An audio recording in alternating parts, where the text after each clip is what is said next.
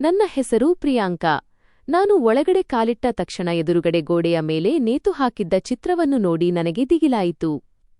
ನನ್ನ ತಲೆಯ ಮೇಲೆ ಆಕಾಶವೇ ಕಿತ್ತು ಬಿದ್ದಂತಾಯಿತು. ನಾನು ಮಾಲೀಕರನ್ನು ಪ್ರಶ್ನಿಸಿದೆ, ಇದೆಲ್ಲ ಏನು? ಈ ಕೋಣೆಯಲ್ಲಿ ನನ್ನ ಫೋಟೋ ಏನು ಮಾಡುತ್ತಿದೆ? ಮತ್ತು ಈ ಚಿತ್ರದಲ್ಲಿರುವ ಇಷ್ಟೊಂದು ಹುಡುಗಿಯರು ಯಾರು? ಇವರೆಲ್ಲರ ಜೊತೆ ಏನು ಮಾಡಲಾಗಿದೆ? ಆ ಎಲ್ಲ ಫೋಟೋಗಳ ಮೇಲೆ ಕೆಂಪು ಬಣ್ಣದ ಕ್ರಾಸ್ ಆಫ್ ಎಕ್ಸ್ ಗುರುತು ಹಾಕಲಾಗಿತ್ತು. ಅಲ್ಲಿ ಕೇವಲ ನನ್ನದೊಂದೇ ಫೋಟೋ ದೊಡ್ಡ ಗಾತ್ರದಲ್ಲಿತ್ತು ಮತ್ತು ಅದರ ಮೇಲೆ ಯಾವುದೇ ಕ್ರಾಸ್ ಗುರುತು ಇರಲಿಲ್ಲ. ಬಹುಶಃ ಈಗ ನನ್ನ ಪ್ರಾಣಕ್ಕೆ ಅಪಾಯ ಕಾದಿತ್ತು ಎಂದು ನನಗೆ ಭಾಸವಾಯಿತು.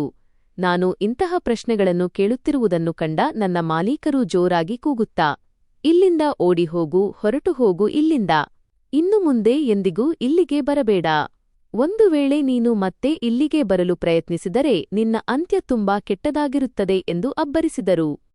ನನ್ನ ಮಾಲೀಕರ ಮಾತುಗಳು ನನಗೆ ಅರ್ಥವಾಗುತ್ತಿರಲಿಲ್ಲ. ನನ್ನೊಂದಿಗೆ ಕಣ್ಣೆತ್ತಿ ಸರಿಯಾಗಿ ಮಾತನಾಡದ ವ್ಯಕ್ತಿ ಇಂದು ಅಷ್ಟು ಎತ್ತರದ ಧ್ವನಿಯಲ್ಲಿ ಮಾತನಾಡುತ್ತಿದ್ದರು. ಮಾಲೀಕರ ಇಂತಹ ರೂಪವನ್ನು ನೋಡಿ ನನ್ನ ಕಾಲ ಕೆಳಗಿನ ಭೂಮಿಯೇ ಕುಸಿದಂತಾಯಿತು.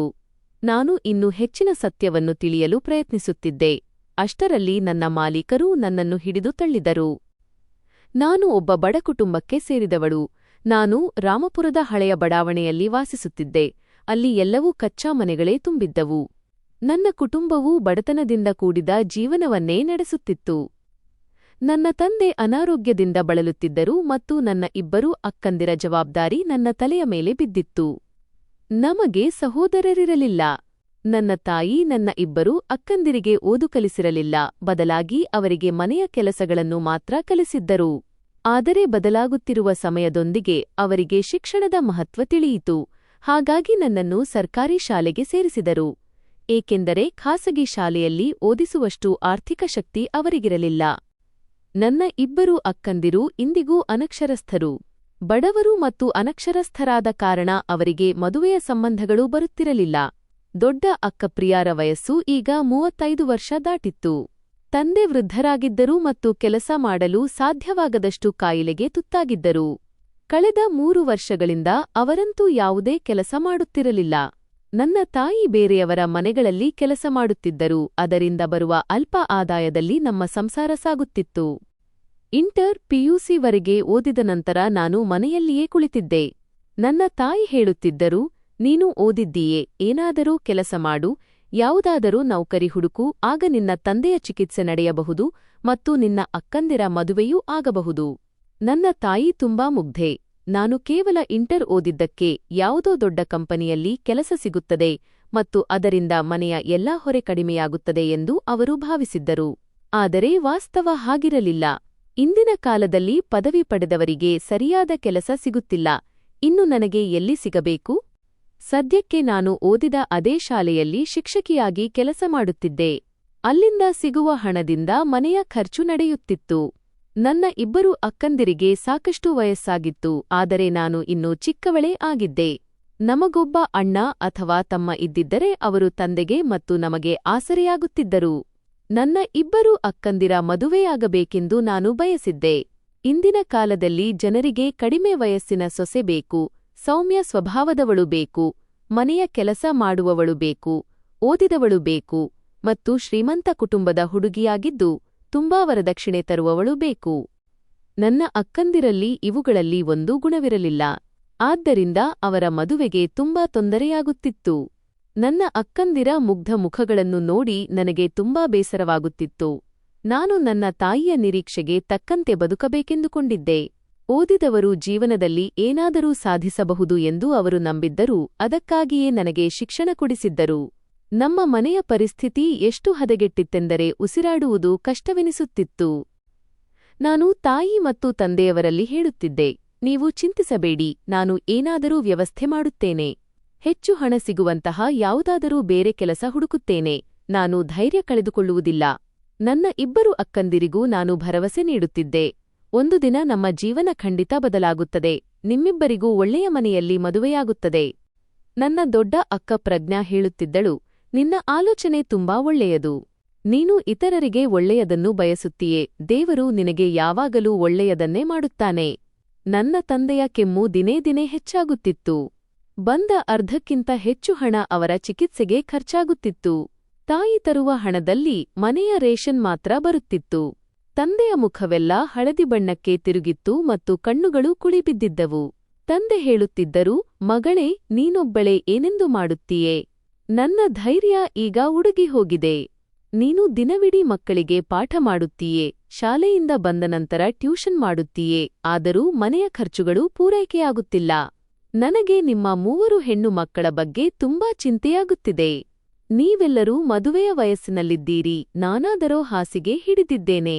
ನನಗೆ ನನ್ನ ಬಗ್ಗೆಯೇ ಅತೃಪ್ತಿ ಎನಿಸುತ್ತಿದೆ. ತಂದೆಯವರು ನಿರಾಶೆಯಿಂದ ನನ್ನ ಕಡೆ ನೋಡಿದರು. ಅವರ ಕಣ್ಣುಗಳಲ್ಲಿ ಅಸಹಾಯಕತೆ ಸ್ಪಷ್ಟವಾಗಿ ಕಾಣುತ್ತಿತ್ತು. ಅವರು ಕೆಮ್ಮುತ್ತಾ ಬಾಯಿಗೆ ಬಟ್ಟೆ ಅಡ್ಡ ಹಿಡಿದುಕೊಂಡಿದ್ದರು. ನಾನು ಹೇಳಿದೆ, ತಂದೆಯವರೇ, ನೀವು ಚಿಂತಿಸಬೇಡಿ. ನಾನು ನಾಳೆಯಿಂದಲೇ ಬೇರೆ ಯಾವುದಾದರೂ ಒಳ್ಳೆಯ ಶಾಲೆಯಲ್ಲಿ ಕೆಲಸ ಹುಡುಕುತ್ತೇನೆ. ಅಲ್ಲಿ ನನಗೆ ಹೆಚ್ಚು ಹಣ ಸಿಗಬಹುದು.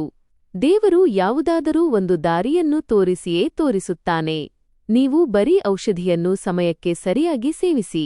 ನಾನು ದೃಢವಾದ ಧ್ವನಿಯಲ್ಲಿ ಹೇಳಿ, ಅವರ ತಲೆಯ ಪಕ್ಕದಲ್ಲಿದ್ದ ಖಾಲಿ ಔಷಧಿಯ ಸೀಸೆಯನ್ನು ಮುಷ್ಟಿಯಲ್ಲಿ ಗಟ್ಟಿಯಾಗಿ ಹಿಡಿದುಕೊಂಡೆ. ಒಳಗಿನಿಂದ ನಾನು ಕೂಡ ತುಂಬಾ ಹೆದರಿದ್ದೆ ಮತ್ತು ನನ್ನ ಭವಿಷ್ಯದ ಬಗ್ಗೆ ನನಗೆ ಯಾವುದೇ ದಾರಿ ಕಾಣುತ್ತಿರಲಿಲ್ಲ. ನನ್ನ 2 ಅಕ್ಕಂದಿರಿಗೂ ಯಾವುದೇ ಕೆಲಸ ಬರುತ್ತಿರಲಿಲ್ಲ ಮತ್ತು ಅವರಿಬ್ಬರೂ ಎಷ್ಟು ಮುಗ್ಧರಾಗಿದ್ದರೆಂದರೆ ಮನೆಯಿಂದ ಹೊರಬಂದು ಯಾವುದಾದರೂ ಕೆಲಸ ಮಾಡುವ ಸಾಮರ್ಥ್ಯ ಅವರಿಗಿರಲಿಲ್ಲ. ಯಾರಾದರೂ ಅವರನ್ನು ಸುಲಭವಾಗಿ ಮೋಸಗೊಳಿಸಬಹುದಿತ್ತು. ನಾನು ಬಹಳ ಕಷ್ಟಪಟ್ಟ ನಂತರ ಶಾಲೆಯಲ್ಲಿ ಕೆಲಸ ಗಿಟ್ಟಿಸಿಕೊಂಡಿದ್ದೆ. ನನ್ನ ಇಡೀ ದಿನ ಮಕ್ಕಳಿಗೆ ಪಾಠ ಮಾಡುವುದರಲ್ಲೇ ಕಳೆದು ಹೋಗುತ್ತಿತ್ತು. ನಾನು ಬೇರೆ ಬೇರೆ ಕಡೆಗಳಲ್ಲಿ ಮನೆಪಾಠಗಳನ್ನು, ಟ್ಯೂಷನ್ ಕೂಡ ಒಪ್ಪಿಕೊಂಡಿದ್ದೆ. ಅವು ನನ್ನ ಮನೆಯಿಂದ ಬಹಳ ದೂರದಲ್ಲಿದ್ದವು. ಆದರೂ ನಾನು ಹೆಚ್ಚಾಗಿ ನಡೆದುಕೊಂಡೇ ಹೋಗಿ ಪ್ರಯಾಣದ ಹಣವನ್ನು ಉಳಿಸುತ್ತಿದ್ದೆ.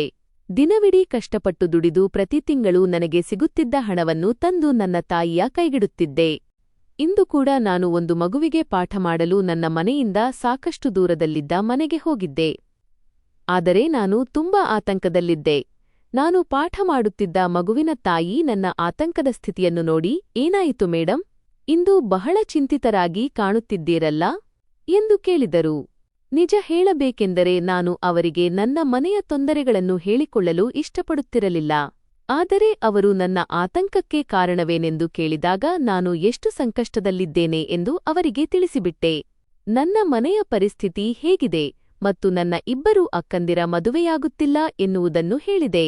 ನನ್ನ ಅಕ್ಕಂದಿರ ಮದುವೆಯಾಗಲು ನಾನು ಏನಾದರೂ ಮಾಡಬೇಕೆಂದು ನನ್ನ ತಾಯಿ ಬಯಸುತ್ತಾರೆ ಮತ್ತು ಅವರ ನಂತರ ನನ್ನ ಮದುವೆಯೂ ಆಗಬೇಕಿದೆ ಎಂದು ವಿವರಿಸಿದೆ. ನನಗೆ ಬೇರೆ ಯಾವುದಾದರೂ ಕೆಲಸದ ಅವಶ್ಯಕತೆಯಿದೆ. ಅಂದರೆ ಎಲ್ಲಿ ಹೆಚ್ಚು ಸಂಬಳ ಸಿಗುತ್ತದೆಯೋ ಅಂತಹ ಕೆಲಸ ಬೇಕು. ಮನೆಯ ಖರ್ಚು ಕಳೆದ ನಂತರ ನನ್ನ ಅಕ್ಕಂದಿರ ವರದಕ್ಷಿಣೆಗಾಗಿ ಸ್ವಲ್ಪ ಹಣ ಉಳಿಯುವಂತಿರಬೇಕು ಎಂದು ಹೇಳಿದೆ. ಅದಕ್ಕವರು, ಹಾಗಾದರೆ ವಿಷಯ ಇದೇನಾ ಎಂದು ಹೇಳಿದರು. ಅವರು ನನಗೆ ತಮ್ಮ ಸಹೋದರನ ಬಗ್ಗೆ ತಿಳಿಸಿದರು ಮತ್ತು ನನ್ನ ಸಹೋದರ ಇಲ್ಲಿಯವರೆಗೆ ಸಾಕಷ್ಟು ಜನರಿಗೆ ಕೆಲಸ ಕೊಡಿಸಿದ್ದಾನೆ. ನಿನಗೆ ಇಷ್ಟವಿದ್ದರೆ ನಾನು ನಿನ್ನ ಬಗ್ಗೆ ಅವನ ಹತ್ತಿರ ಮಾತನಾಡಬಲ್ಲೆ ಎಂದರು. ನಾನು ಹೇಳಿದೆ, ನಾನು ನಿಮಗೆ ತುಂಬಾ ಕೃತಜ್ಞಳಾಗಿರುತ್ತೇನೆ. ದಯವಿಟ್ಟು ಅವರ ಸಂಪರ್ಕ ಸಂಖ್ಯೆ ಅಥವಾ ವಿಳಾಸವನ್ನು ನೀಡಿ, ನಾನು ಅವರೊಂದಿಗೆ ಮಾತನಾಡುತ್ತೇನೆ. ಮರುದಿನ ನಾನು ಅವರು ನೀಡಿದ ವಿಳಾಸಕ್ಕೆ ಅವರ ಸಹೋದರನ ಬಳಿ ಹೋದವದೆ. ಅವರ ಹೆಸರು ರವೀಂದ್ರ. ಅವರು ನನ್ನನ್ನು ಕೇಳಿದರು, ನಿನಗೆ ಎಂತಹ ಕೆಲಸ ಬೇಕು? ನಾನು ಹೇಳಿದೆ, ಯಾವುದೇ ಕೆಲಸವಾದರೂ ಸರಿ, ನಾನು PUC ವರೆಗೆ ಓದಿದ್ದೇನೆ. ನನ್ನ ಶಿಕ್ಷಣಕ್ಕೆ ತಕ್ಕಂತೆ ಇರುವ ಮತ್ತು ಹೆಚ್ಚು ಸಂಬಳ ಸಿಗುವಂತಹ ಯಾವುದೇ ಕೆಲಸ ಕೊಡಿಸಿ. ನಾನು ಓವರ್ ಟೈಮ್, ಹೆಚ್ಚುವರಿ ಸಮಯ ಕೆಲಸ ಮಾಡಲು ಕೂಡ ಸಿದ್ಧಳಿದ್ದೇನೆ. ನನಗೆ ಕೇವಲ ಹೆಚ್ಚಿನ ಹಣದ ಅವಶ್ಯಕತೆಯಿದೆ. ಅದಕ್ಕವರು ಹೇಳಿದರು, ರಾಂಪುರದಲ್ಲಾಗಲಿ ಅಥವಾ ಭಾರತದಲ್ಲಾಗಲಿ ಅಂತಹ ಯಾವುದೇ ಕೆಲಸವಿಲ್ಲ. ನಾನು ಹೆಚ್ಚಾಗಿ ಜನರನ್ನು ವಿದೇಶಗಳಿಗೆ ಕೆಲಸಕ್ಕಾಗಿ ಕಳುಹಿಸುತ್ತಿರುತ್ತೇನೆ ಮತ್ತು ಅವರೆಲ್ಲರೂ ಈಗ ಒಳ್ಳೆಯ ಉದ್ಯೋಗ ಹಿಡಿದು ತಮ್ಮ ಭವಿಷ್ಯ ರೂಪಿಸಿಕೊಂಡಿದ್ದಾರೆ. ನಿನಗೆ ಇಷ್ಟವಿದ್ದರೆ ನನ್ನ ಜೊತೆ ಲಂಡನ್ಗೆ ಬಾ, ನಾನು ನಿನಗೆ ವೀಸಾ ಕೊಡಿಸುತ್ತೇನೆ. ಅಲ್ಲಿಗೆ ಹೋದರೆ ನಿನ್ನ ಅದೃಷ್ಟವೇ ಬದಲಾಗಿಬಿಡುತ್ತದೆ. ನಾನು ಹೇಳಿದೆ, ಆದರೆ ನಾನು ಒಬ್ಬ ಯುವತಿಯಾಗಿ ಲಂಡನ್ನಲ್ಲಿ ಹೇಗೆ ಕೆಲಸ ಮಾಡಲಿ? ನನ್ನ ಪೋಷಕರು ನನ್ನನ್ನು ಎಂದಿಗೂ ಅಲ್ಲಿಗೆ ಕಳುಹಿಸುವುದಿಲ್ಲ. ಅವರು ಹೇಳಿದರು, ನಿನ್ನ ಪೋಷಕರನ್ನು ಅಲ್ಲಿಗೆ ಕಳುಹಿಸಲು ನೀನೇ ಒಪ್ಪಿಸಬೇಕು. ನಿನ್ನಂತೆಯೇ ಎಷ್ಟೋ ಹುಡುಗಿಯರು ವಿದೇಶಕ್ಕೆ ಹೋಗಿ ತಮ್ಮ ಭವಿಷ್ಯವನ್ನು ರೂಪಿಸಿಕೊಂಡು ಹಿಂತಿರುಗಿದ್ದಾರೆ ಮತ್ತು ಇಂದು ಇಲ್ಲಿ ಸುಖವಾಗಿ ಜೀವನ ನಡೆಸುತ್ತಿದ್ದಾರೆ. ನೋಡು, ನಿನ್ನ ಮುಂದೆ ಒಂದು ಒಳ್ಳೆಯ ಅವಕಾಶವಿದೆ. ನಿನ್ನ ಹಣೆಬರಹವೇ ಬದಲಾಗಬಹುದು. ನಾನು ಹೇಳಿದೆ, ನಿಮ್ಮ ಮಾತು ಸರಿಯಿರಬಹುದು. ಆದರೆ ನನ್ನ ಹತ್ತಿರ ಪಾಸ್ಪೋರ್ಟ್ ಮಾಡಿಸಲು ಕೂಡ ಹಣವಿಲ್ಲ. ವೀಸಾಕ್ಕಾಗಿ ಸಾವಿರಾರು ರೂಪಾಯಿಗಳನ್ನು ನಾನು ಎಲ್ಲಿಂದ ತರಲಿ? ನನ್ನ ದಿನನಿತ್ಯದ ಬದುಕೇ ಕಷ್ಟದಲ್ಲಿದೆ. ನನ್ನ ಪರಿಸ್ಥಿತಿ ಯಾರಿಗೂ ಅರಿಯದ ವಿಷಯವಲ್ಲದ ಕಾರಣ ನನ್ನ ವಾಸ್ತವವನ್ನು ಅವರ ಮುಂದೆ ತೆರೆದಿಟ್ಟೆ. ಅವರು ಸ್ವಲ್ಪ ನಕ್ಕು ಹೇಳಿದರು, ನೀನು ಚಿಂತಿಸಬೇಡಿ. ಜನರಿಗೆ ಕೆಲಸ ಕೊಡಿಸುವುದು ನನ್ನ ಹಲವು ವರ್ಷಗಳ ಉದ್ಯೋಗ. ನಿನ್ನ ಸಮಸ್ಯೆಯನ್ನು ನಾನು ಕ್ಷಣಾರ್ಧದಲ್ಲಿ ಬಗೆಹರಿಸುತ್ತೇನೆ. ನಿನ್ನ ವೀಸಾ ಮತ್ತು ಟಿಕೆಟ್ ಹಣವನ್ನು ನಾನೇ ಭರಿಸುತ್ತೇನೆ. ನೀನು ಅಲ್ಲಿಗೆ ಹೋಗಿ ಹಣ ಸಂಪಾದಿಸಿ ನಂತರ ನನ್ನ ಹಣವನ್ನು ಹಿಂತಿರುಗಿಸು.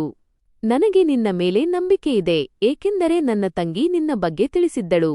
ಕೇವಲ ನನ್ನ ತಂಗಿಯ ಸಲುವಾಗಿ ನಾನು ನಿನಗೆ ಸಹಾಯ ಮಾಡಲು ಸಿದ್ಧನಾಗಿದ್ದೇನೆ. ರವೀಂದ್ರ ಬಹಳ ಸಹಾನುಭೂತಿಯಿಂದ ನನ್ನೊಂದಿಗೆ ಮಾತನಾಡಿದರು. ಕತ್ತಲೆಯಲ್ಲಿ ನನಗೆ ಬೆಳಕಿನ ದೊಡ್ಡ ಕಿರಣ ಕಂಡಂತಾಯಿತು. ನಾನು ಅವರನ್ನು ಒಬ್ಬ ದೇವದೂತ ಎಂದು ಭಾವಿಸಿದೆ ಮತ್ತು ಹೇಳಿದೆ, ನಿಮ್ಮ ಈ ಉಪಕಾರವನ್ನು ನಾನು ಜೀವನ ಪರ್ಯಂತ ಮರೆಯುವುದಿಲ್ಲ.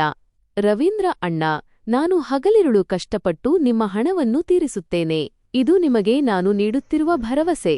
ನನ್ನ ಕಣ್ಣುಗಳಲ್ಲಿ ನಿರೀಕ್ಷೆಯ ಹೊಳಪು ಮೂಡಿದ್ದರಿಂದ ನಾನು ಭಾವುಕಳಾಗಿ ಈ ಮಾತನ್ನು ಹೇಳಿದ್ದೆ. ವಿದೇಶಕ್ಕೆ ಹೋದ ನಂತರ ನಾನು ಸಂಪಾದನೆ ಮಾಡಿ ಅವನ ಹಣವನ್ನು ತೀರಿಸುತ್ತೇನೆ ಎಂದು ಮಾತುಕತೆಯಾಗಿತ್ತು. ನಾನು ಮನೆಗೆ ಹೋಗಿ ಈ ಸುದ್ದಿಯನ್ನು ತಿಳಿಸಿದಾಗ ನನ್ನ ತಂದೆ ತಾಯಿಯ ಮುಖವಿಷಾದದಿಂದ ಬಾಡಿಹೋಗಿತ್ತು. ಅವರು ಹೇಳಿದರು, ಮಗಳೇ, ನೀನು ಯುವತಿ ಮತ್ತು ಹೆಣ್ಣುಮಗಳು. ನೀನೇನಾದರೂ ಗಂಡು ಮಗುವಾಗಿದ್ದರೆ ನಾವು ಯಾವುದೇ ಹಿಂಜರಿಕೆಯಿಲ್ಲದೆ ನಿನ್ನನ್ನು ಹೊರಗೆ ಕಳುಹಿಸುತ್ತಿದ್ದೆವು. ನಾವು ಬಡವರು, ನಮಗೆ ಗೌರವವೇ ಎಲ್ಲಕ್ಕಿಂತ ಮುಖ್ಯವಾದುದು. ನಾನು ಹೇಳಿದೆ, ಅಮ್ಮ, ನನ್ನ ಮೇಲೆ ನಂಬಿಕೆಯಿಡಿ. ನಿಮ್ಮ ನಂಬಿಕೆಯನ್ನು ನಾನು ಎಂದಿಗೂ ಸುಳ್ಳಾಗಿಸುವುದಿಲ್ಲ. ನಿಮ್ಮ ಮಗಳು ಹೇಗೆ ಹೋಗುತ್ತಿದ್ದಾಳೆಯೋ ಹಾಗೆಯೇ ವಾಪಸ್ ಬರುತ್ತಾಳೆ. ನಮ್ಮ ಜೀವನ ಬದಲಾಗುತ್ತದೆ. ರವೀಂದ್ರ ಅಣ್ಣ ತುಂಬಾ ಒಳ್ಳೆಯ ಮನುಷ್ಯ. ಅವರು ನನ್ನನ್ನು ಲಂಡನ್ಗೆ ಕರೆದೊಯ್ದು ಅಲ್ಲಿ ಒಳ್ಳೆಯ ಕೆಲಸ ಕೊಡಿಸುವುದಾಗಿ ಭರವಸೆ ನೀಡಿದ್ದಾರೆ. ನನ್ನ ಮತ್ತು ನನ್ನ ಕುಟುಂಬದ ಭವಿಷ್ಯ ಬದಲಾಗುತ್ತದೆ ಎಂದು ಅವರು ಹೇಳಿದ್ದಾರೆ. ಪ್ಲೀಸ್ ಅಮ್ಮ, ನನಗೆ ಹೋಗಲು ಬಿಡಿ. ತಂದೆಯವರೇ, ದಯವಿಟ್ಟು ನನಗೆ ಅನುಮತಿ ನೀಡಿ. ನನ್ನ ತಂದೆ ತಾಯಿ ನನ್ನ ಮಾತಿಗೆ ಯಾವುದೇ ಉತ್ತರ ನೀಡಲಿಲ್ಲ. ನನ್ನ ಇಬ್ಬರು ಅಕ್ಕಂದಿರ ಕಣ್ಣುಗಳಲ್ಲಿ ನೀರಿತ್ತು. ನನ್ನ ಕಿರಿಯ ಅಕ್ಕ ಆಸ್ಥಾ ನನ್ನ ಹತ್ತಿರ ಬಂದು ಹೇಳಿದಳು, ಪ್ರಿಯಾಂಕಾ, ನೀನು ತುಂಬಾ ಒಳ್ಳೆಯವಳು. ನೀನು ನಮ್ಮೆಲ್ಲರ ಬಗ್ಗೆ ಎಷ್ಟು ಯೋಚಿಸುತ್ತೀಯಾ? ಕೊನೆಗೂ ನನ್ನ ಮನೆಯವರು ನನಗೆ ಹೋಗಲು ಅನುಮತಿ ನೀಡಿದರು. ಕೆಲವೇ ದಿನಗಳಲ್ಲಿ ನನ್ನ ದಾಖಲೆಗಳು ಸಿದ್ಧವಾದವು. ನನ್ನ ತಾಯಿ ಅಳುತ್ತಾ ನನಗೆ ಆಶೀರ್ವಾದ ಮಾಡಿದರು. ನನ್ನ ಅಕ್ಕಂದಿರು ಕೂಡ ಕಣ್ಣೀರಿನೊಂದಿಗೆ ನನಗೆ ಬೀಳ್ಕೊಟ್ಟರು ಮತ್ತು ತಂದೆಯವರು ನಿನ್ನ ಬಗ್ಗೆ ಜಾಗ್ರತೆ ಇರಲಿ ಎಂದು ಪದೇ ಪದೇ ಹೇಳಿದರು. ನಾನು ಹೊಸ ಭವಿಷ್ಯದ ಕನಸಿನೊಂದಿಗೆ ವಿಮಾನವನ್ನೇರಿದೆ. ಆದರೆ ಲಂಡನ್ ತಲುಪಿದ ತಕ್ಷಣ ವಾಸ್ತವವು ನನ್ನ ಕನಸಿಗಿಂತ ಸಂಪೂರ್ಣವಾಗಿ ಭಿನ್ನವಾಗಿತ್ತು. ಇಲ್ಲಿಯೂ ಕೆಲಸ ಸಿಗುವುದು ತುಂಬಾ ಕಷ್ಟವಾಗಿತ್ತು. ನನ್ನನ್ನು ಇಲ್ಲಿಗೆ ಕರೆತಂದಿದ್ದ ರವೀಂದ್ರ ಲಂಡನ್ ನೆಲದ ಮೇಲೆ ಕಾಲಿಟ್ಟ ತಕ್ಷಣ ಸಂಪೂರ್ಣವಾಗಿ ಬದಲಾಗಿದ್ದ. ಅವನು ನನ್ನ ಹತ್ತಿರ ಹೇಳಿದ, ನೋಡು ಹುಡುಗಿ, ನಿನ್ನನ್ನು ಇಲ್ಲಿಯವರೆಗೆ ಕರೆತರುವುದು ನನ್ನ ಕೆಲಸವಾಗಿತ್ತು. ಈಗ ನಾನು ನಿನ್ನ ಮೇಲೆ ಖರ್ಚು ಮಾಡಿದ 60,000 ರೂಪಾಯಿಗಳು ಅಥವಾ ಅವರು ನಿಗದಿಪಡಿಸಿದ ಮೊತ್ತ ನನಗೆ ಪ್ರತಿ ತಿಂಗಳು ಕಂತುಗಳಲ್ಲಿ ಬೇಕು. ನಿನ್ನ ಪಾಸ್ಪೋರ್ಟ್ ನನಗೆ ಒಪ್ಪಿಸು. ನಾನು ದಿಗ್ಭ್ರಮೆಗೊಂಡು ಕೇಳಿದೆ, ಇದೇನು ಮಾಡುತ್ತಿದ್ದೀರಿ? ನೀವಂತೂ ನನಗೆ ಒಳ್ಳೆಯ ಕೆಲಸ ಕೊಡಿಸುವುದಾಗಿ ಹೇಳಿದ್ದಿರಲ್ಲ? ಅದಕ್ಕವನು ಬೊಗಳಬೇಡ, ನಿನ್ನ ಪಾಸ್ಪೋರ್ಟ್ ಹೊರಗೆ ತೆಗಿ ಎಂದು ಗದರಿಸಿದ. ನನ್ನೊಂದಿಗೆ ಬಹಳ ಮೃದುವಾಗಿ ವರ್ತಿಸುತ್ತಿದ್ದ ರವೀಂದ್ರ ಈಗ ಇದ್ದಕ್ಕಿದ್ದಂತೆ ಕ್ರೂರನಾಗಿ ಬದಲಾಗಿದ್ದ. ಅವನು ನನಗೆ ಎಚ್ಚರಿಕೆ ನೀಡುತ್ತಿದ್ದ, ನನ್ನ ಹಣವನ್ನು ಸರಿಯಾಗಿ ನೀಡಿಬಿಡು, ಇಲ್ಲದಿದ್ದರೆ ನಾನು ನಿನ್ನನ್ನು ಇಲ್ಲಿಂದ ಹೋಗಲು ಬಿಡುವುದಿಲ್ಲ. ಪಾಸ್ಪೋರ್ಟ್ ಪಡೆಯಲು ಅವನು ಕೈಚಾಚಿದ. ನನ್ನ ಕಣ್ಣುಗಳಲ್ಲಿ ನೀರು ತುಂಬಿ ಬಂದವು. ನಾನು ಹೇಳಿದೆ, ರವೀಂದ್ರ ಅಣ್ಣ, ನಾನಿನ್ನೂ ಕೆಲಸ ಮಾಡಲು ಶುರು ಮಾಡಿಲ್ಲ. ಕೆಲಸ ಹುಡುಕಲು ನನಗೆ ಸ್ವಲ್ಪ ಸಮಯ ಕೊಡಿ. ಪಾಸ್ಪೋರ್ಟ್ ನನ್ನ ಗುರುತು. ನಾನು ಗಾಬರಿಯಿಂದ ಹಣೆಮೇಲಿನ ಬೆವರಿನ ಹನಿಗಳನ್ನು ಒರೆಸಿಕೊಳ್ಳುತ್ತಿದ್ದೆ. ನನಗೆ ತುಂಬಾ ಭಯವಾಗುತ್ತಿತ್ತು. ಇದು ಅಪರಿಚಿತ ದೇಶ. ನಾನು ಎಂದಿಗೂ ಬೇರೆ ನಗರಕ್ಕೆ ಹೋದವಳಲ್ಲ. ಆದರೆ 7 ಸಮುದ್ರದಾಚೆಯ ಈ ಅಪರಿಚಿತ ದೇಶಕ್ಕೆ ಬಂದು ಇಷ್ಟು ದೊಡ್ಡ ವಂಚನೆಗೆ ಒಳಗಾಗಿದ್ದು ನನ್ನ ಹೃದಯವನ್ನು ನೋಯಿಸುತ್ತಿತ್ತು. ಆದರೂ ನಾನು ಧೈರ್ಯ ಕಳೆದುಕೊಳ್ಳಲಿಲ್ಲ. ಸಮಾಧಾನದಿಂದ ಪರಿಸ್ಥಿತಿಯನ್ನು ಎದುರಿಸಲು ನಿರ್ಧರಿಸಿದೆ. ನನ್ನ ಬ್ಯಾಗ್ ಅನ್ನು ಎದೆಗೆ ಬಿಗಿಯಾಗಿ ಅಪ್ಪಿಕೊಂಡೆ. ಅವನು ಹೇಳಿದ, ನಿನಗೆ ಕೇವಲ ವೀಸಾ ಅವಧಿಯವರೆಗೆ ಮಾತ್ರ ಸಮಯವಿತ್ತು. ಈಗ ನಿನ್ನ ಕೆಲಸ ನಿನಗೆ ಬಿಟ್ಟಿದ್ದು. ಮುಂದಿನ ತಿಂಗಳ ಮೊದಲ ತಾರೀಖಿನಂದು ನನಗೆ ಹಣ ಬೇಕು. ಇಲ್ಲದಿದ್ದರೆ ನಾನು ನಿನ್ನ ಪಾಸ್ಪೋರ್ಟ್ ಕ್ಯಾನ್ಸಲ್ ಮಾಡಿಸಿ ನಿನ್ನನ್ನು ಜೈಲಿಗೆ ಕಳುಹಿಸುತ್ತೇನೆ. ಜಾಮೀನಿಗಾಗಿ ಪಾಸ್ಪೋರ್ಟ್ ನನ್ನ ಬಳಿಯೇ ಇರುತ್ತದೆ. ಇದನ್ನು ಕೇಳಿ ನಾನು ಬುರಿ ತರಹದ ಹೆದರಿಕೆಗೆ ಒಳಗಾದೆ. ಅವನು ಬಲವಂತವಾಗಿ ನನ್ನ ಕೈಯಿಂದ ಪಾಸ್ಪೋರ್ಟ್ ಕಿತ್ತುಕೊಂಡ ಮತ್ತು ನನ್ನನ್ನು ರಸ್ತೆಯ ಪಕ್ಕದಲ್ಲಿ ಒಬ್ಬಳನ್ನೇ ಬಿಟ್ಟು ತಾನು ಟ್ಯಾಕ್ಸಿ ಹತ್ತಿ ಹೊರಟು ಹೋದ. ಈ ಮನುಷ್ಯನನ್ನು ನಂಬಲೇಬಾರದಿತ್ತು ಎಂದು ಈಗ ನನಗೆ ಅರಿವಾಗುತ್ತಿತ್ತು. ನಾನು ಅಪರಿಚಿತ ದೇಶದಲ್ಲಿ ಸಂಪೂರ್ಣವಾಗಿ ಒಂಟಿಯಾಗಿ ನಿಂತಿದ್ದೆ. ನನ್ನ ಹತ್ತಿರ ಎಣಿಕೆಯಷ್ಟು ಮಾತ್ರ ಹಣವಿತ್ತು. ಇನ್ನೊಂದೆಡೆ ನಾನು ಲಂಡನ್ಗೆ ಬಂದಾಗಿನಿಂದ ಮನೆಯಲ್ಲಿಯೂ ಯಾವುದೇ ಖರ್ಚಿಗೆ ಹಣವಿರಲಿಲ್ಲ. ಮೊದಲಾದರೆ ನಾನು ಕೆಲಸ ಮಾಡಿ ಹಣ ನೀಡುತ್ತಿದ್ದೆ, ಹೇಗೂ ಮನೆಯ ಒಲೆ ಉರಿಯುತ್ತಿತ್ತು. ಆದರೆ ಈಗ ನನ್ನ ತಲೆಯ ಮೇಲೆ ದೊಡ್ಡ ಸಾಲದ ಹೊರೆ ಬಿದ್ದಿತ್ತು. ಅದರ ಮೇಲೆ ಸಹಾಯದ ನಾಟಕವಾಡಿ ನನ್ನನ್ನು ಇಲ್ಲಿಗೆ ಕರೆತಂದವನ ಸಾಲದ ಕಂತುಗಳು ನನ್ನ ತಲೆಯ ಮೇಲೆ ತೂಗುಗತ್ತಿಯಂತೆ ಇದ್ದವು. ನಾನು ಪ್ರತಿದಿನ ನಡೆದುಕೊಂಡು ಕೆಲಸ ಹುಡುಕುತ್ತಿದ್ದೆ ಮತ್ತು ಬಿಸಿಲಿನಲ್ಲಿ ರಸ್ತೆಗಳಲ್ಲಿ ಅಲೆಯುತ್ತಿದ್ದೆ. ಎಷ್ಟೋ ದಿನಗಳು ಹಸಿವಿನಿಂದಲೇ ಕಳೆದುಹೋದವು. ನನಗೆ ತುಂಬಾ ಭಯವಾಗುತ್ತಿತ್ತು ಮತ್ತು ಮನೆಯವರ ಬಗ್ಗೆ ಚಿಂತೆಯಾಗುತ್ತಿತ್ತು. ಬಹಳಷ್ಟು ಹುಡುಕಾಟದ ನಂತರ ಕೊನೆಗೂ ನನಗೆ ಒಂದು ಶಾಪಿಂಗ್ ಮಾಲ್ನಲ್ಲಿ ಕ್ಲೀನರ್, ಸ್ವಚ್ಛಗೊಳಿಸುವವಳು ಕೆಲಸ ಸಿಕ್ಕಿತು. ನಾನು ಓದಿಕೊಂಡಿದ್ದೆ ಮತ್ತು ಸ್ವಲ್ಪ ಇಂಗ್ಲಿಷ್ ಕೂಡ ನನಗೆ ತಿಳಿದಿತ್ತು. ಮಾಲ್ ಒಳಗಡೆ ಹೋಗಿ ಅಲ್ಲಿ ಯಾವುದಾದರೂ ಕೆಲಸ ಖಾಲಿ ಇದೆಯೇ ಎಂದು ವಿಚಾರಿಸಿದೆ. ಮಾಲ್ ಮ್ಯಾನೇಜರ್ ನನ್ನನ್ನು ಕೇಳಿದರೂ, ನಿನಗೆ ಸ್ವಚ್ಛತೆ ಮಾಡಲು ಬರುತ್ತದೆಯೇ? ಮೊದಲು ಅವರು ನನ್ನನ್ನು ತಲೆಯಿಂದ ಪಾದದವರೆಗೆ ಸಂಶಯದ ದೃಷ್ಟಿಯಿಂದ ನೋಡುತ್ತಾ ಈ ಪ್ರಶ್ನೆಯನ್ನು ಕೇಳಿದ್ದರು. ನಾನು ಹೇಳಿದೆ, ಹೌದು ಸರ್, ನನಗೆ ಎಲ್ಲಾ ಕೆಲಸಗಳು ಗೊತ್ತು. ನೀವು ನನಗೆ ಯಾವ ಕೆಲಸ ನೀಡುತ್ತೀರೋ ಅದನ್ನು ನಾನು ಪ್ರಾಮಾಣಿಕವಾಗಿ ಮತ್ತು ಕಷ್ಟಪಟ್ಟು ಮಾಡುತ್ತೇನೆ. ದಯವಿಟ್ಟು ನನಗೆ ಯಾವುದಾದರೂ ಒಂದು ಕೆಲಸ ನೀಡಿ. ನನಗೆ ಇಲ್ಲಿ ಕೆಲಸದ ತುಂಬಾ ಅವಶ್ಯಕತೆಯಿದೆ. ನಾನು ಹಸಿವು ಮತ್ತು ಬಾಯಾರಿಕೆಯಿಂದ ಬಳಲುತ್ತಿದ್ದೇನೆ. ನಾನು ಅವರನ್ನು ವಿನಂತಿಯ ದೃಷ್ಟಿಯಿಂದ ನೋಡಿದೆ, ಏಕೆಂದರೆ ನನ್ನ ಕಾಲುಗಳಲ್ಲಿ ಇನ್ನು ಮುಂದೆ ನಡೆಯುವ ಶಕ್ತಿ ಇರಲಿಲ್ಲ ಮತ್ತು ಈ ಅಪರಿಚಿತ ದೇಶದಲ್ಲಿ ನನ್ನ ತಲೆಯ ಮೇಲೆ ಚಾವಣಿಯೂ ಇರಲಿಲ್ಲ. ನಾನು ಕೌಂಟರ್ನ ಆಸರೆ ಪಡೆದು ನಿಂತುಕೊಂಡೆ. ಅವರು ಹೇಳಿದರು, ಸರಿ, ನಾಳೆ ಬೆಳಗ್ಗೆ 6 ಗಂಟೆಗೆ ಬಂದುಬಿಡು. ನಾಳೆ ಬೆಳಿಗ್ಗೆ ಇಡೀ ಮಾಲನ್ನು ಸ್ವಚ್ಛಗೊಳಿಸಬೇಕು. ಇಲ್ಲಿ ಇನ್ನೂ ಅನೇಕ ಸ್ವಚ್ಛತಾ ಕಾರ್ಮಿಕರಿದ್ದಾರೆ. ಉಳಿದ ಕೆಲಸಗಳನ್ನು ಅವರು ನಿನಗೆ ವಿವರಿಸುತ್ತಾರೆ. ಇಲ್ಲಿ ಯಾವುದೇ ರೀತಿಯ ಸೋಮಾರಿತನ ನಡೆಯುವುದಿಲ್ಲ. ಬೆಳಿಗ್ಗೆ ಸಮಯಕ್ಕೆ ಸರಿಯಾಗಿ ಬರಬೇಕು.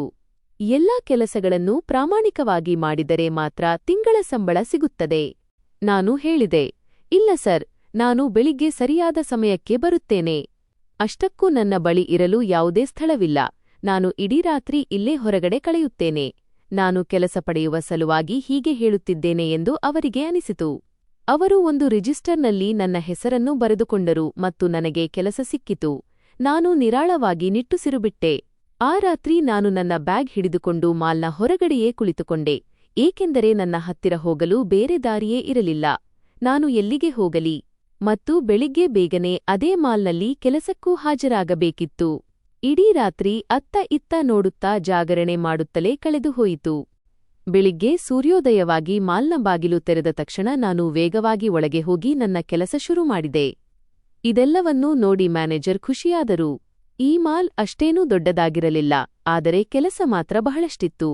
ನಾನು ಇಲ್ಲಿ ಮನಸ್ಸು ಕೊಟ್ಟು ಮತ್ತು ಬಹಳ ಕಷ್ಟಪಟ್ಟು ಕೆಲಸ ಮಾಡುತ್ತಿದ್ದೆ. ಇಲ್ಲಿ ಸ್ವಚ್ಛತೆ ಮಾಡುವವರು ಇನ್ನೂ ಕೆಲವು ಜನರಿದ್ದರು. ಕೆಲಸವೇನೋ ನನಗೆ ಸಿಕ್ಕಿತ್ತು. ಆದರೆ ಈಗ ಪ್ರಶ್ನೆಯೆಂದರೆ ನಾನು ಎಲ್ಲಿ ಇರುವುದು?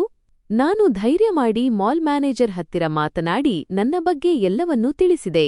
ಅವರು ನನ್ನ ಮಾತುಗಳನ್ನು ಗಮನವಿಟ್ಟು ಕೇಳಿ ಹೇಳಿದರು, ಸರಿ, ನಿನಗೆ ಪ್ರತ್ಯೇಕವಾಗಿ ಇರಲು ಯಾವುದೇ ವ್ಯವಸ್ಥೆ ಮಾಡಲು ಸಾಧ್ಯವಿಲ್ಲ.